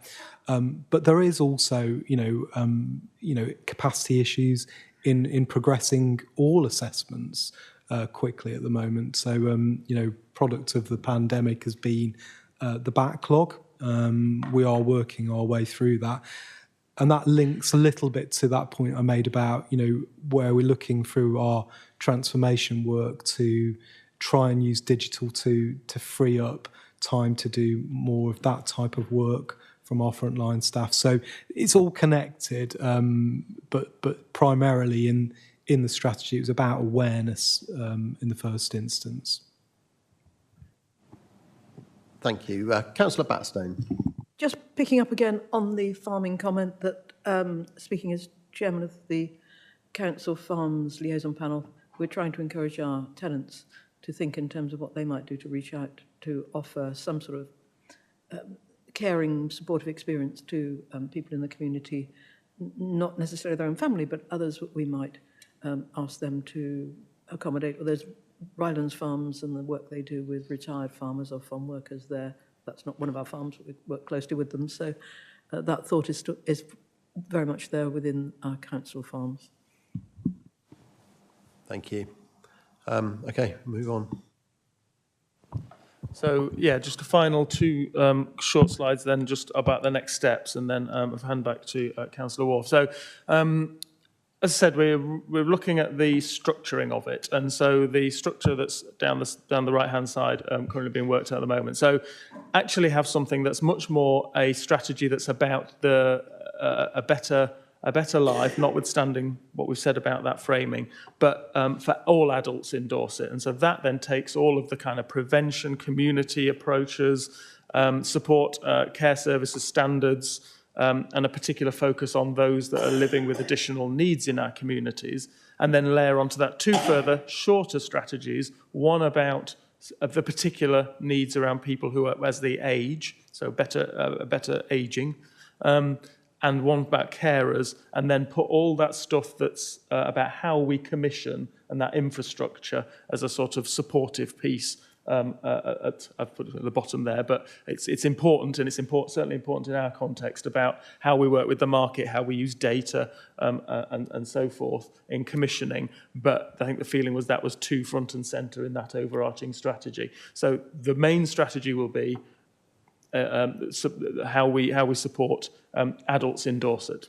And then from that can add on those additional issues around ageing, caring, and then how we commission.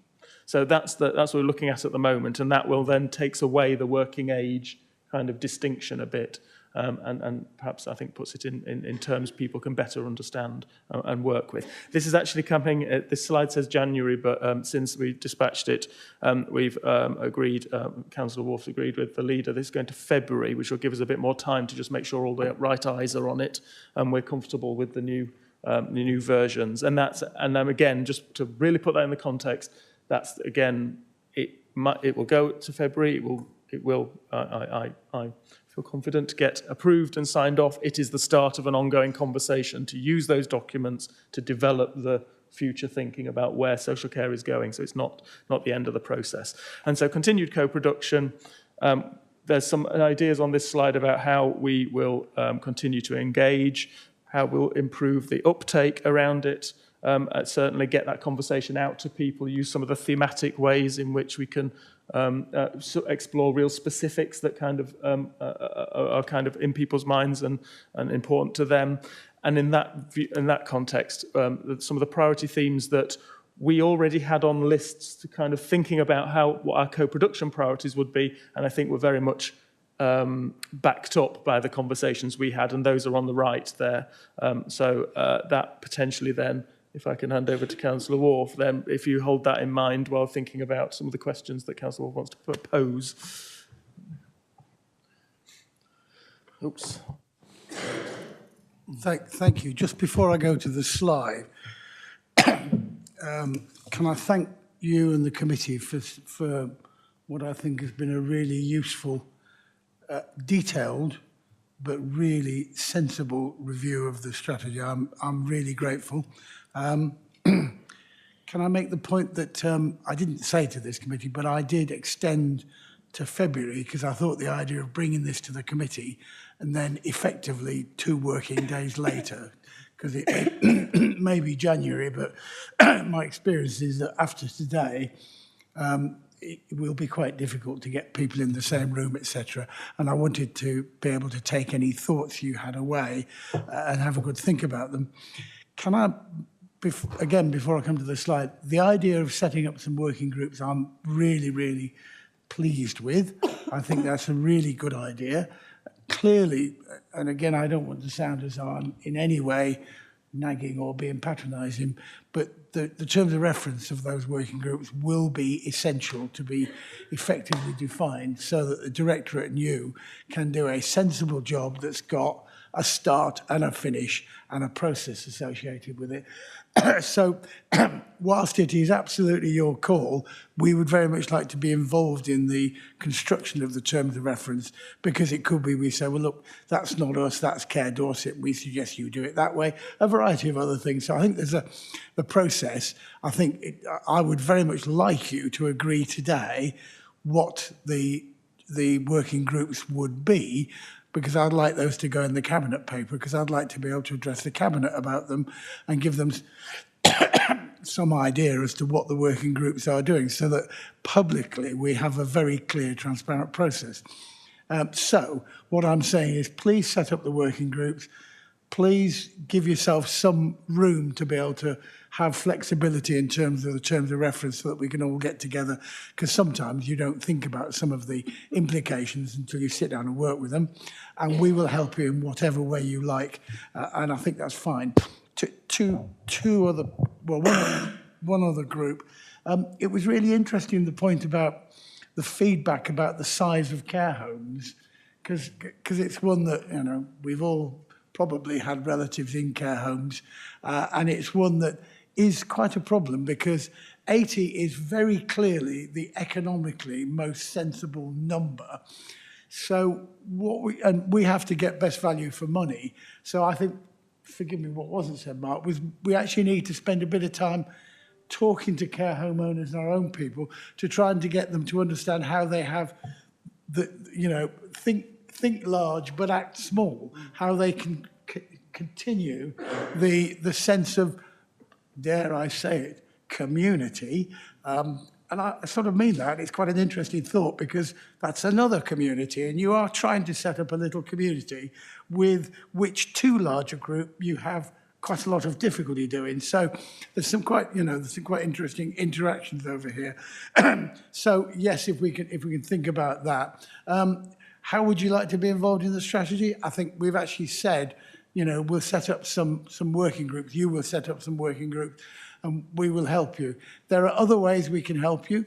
And if I can just make the point that this is a bit like a funnel, only it's the other way around. We're taking the strategy, which we've shared with you, to the February Cabinet. There will still be opportunities to influence and change that strategy. But as we go further along, we do need to get to a point where we're not constantly changing. So what I'm looking for is broad agreement, but these are the areas we'd like to very specifically add value in.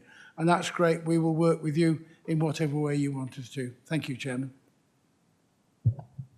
Thank you, Councillor Wharf. I think, you know, in terms of the terms of reference, and certainly had some discussions prior to this meeting, we'd be looking to agree the terms of reference throughout January to bring back to the January meeting of this committee to approve those terms of reference and then put the working groups into action. So hopefully that answers that question for you.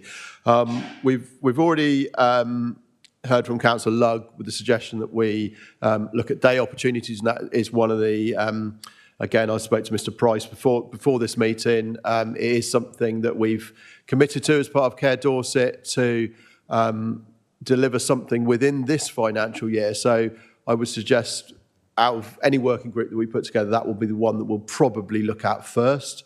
Other things we need to perhaps consider is looking at the birth to settled adulthood as another priority.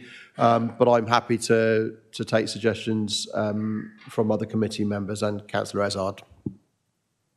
Thank you. Yes, I would second Councillor Lugg's proposal about a working group, and certainly, you know, the day opportunities and what's out there and what we can use, but also incorporate into that the dementia and autism sort of provision, if we can get that all together, because I think the day opportunities ought to actually have those with it, as well as, like you say, the birth to settled adulthood.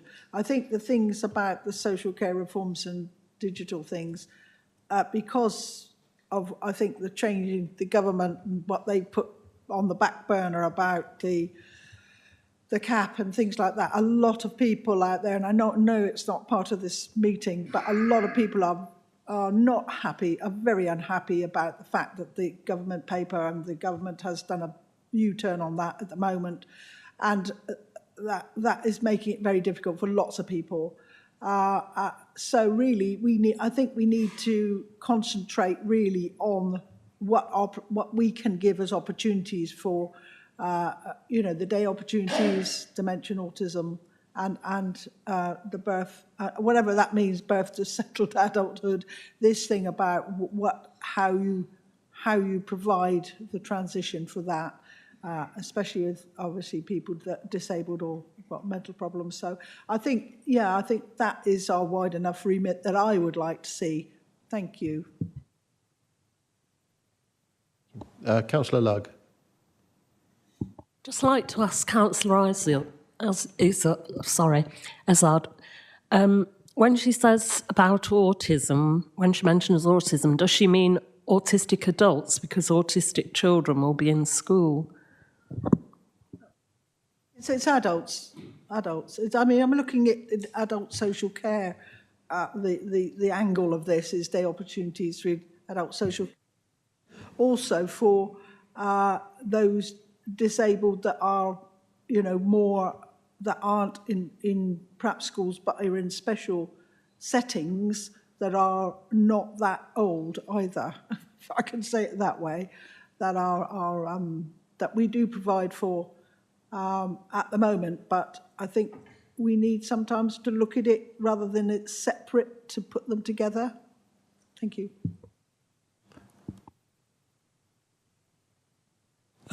So it might be helpful to consider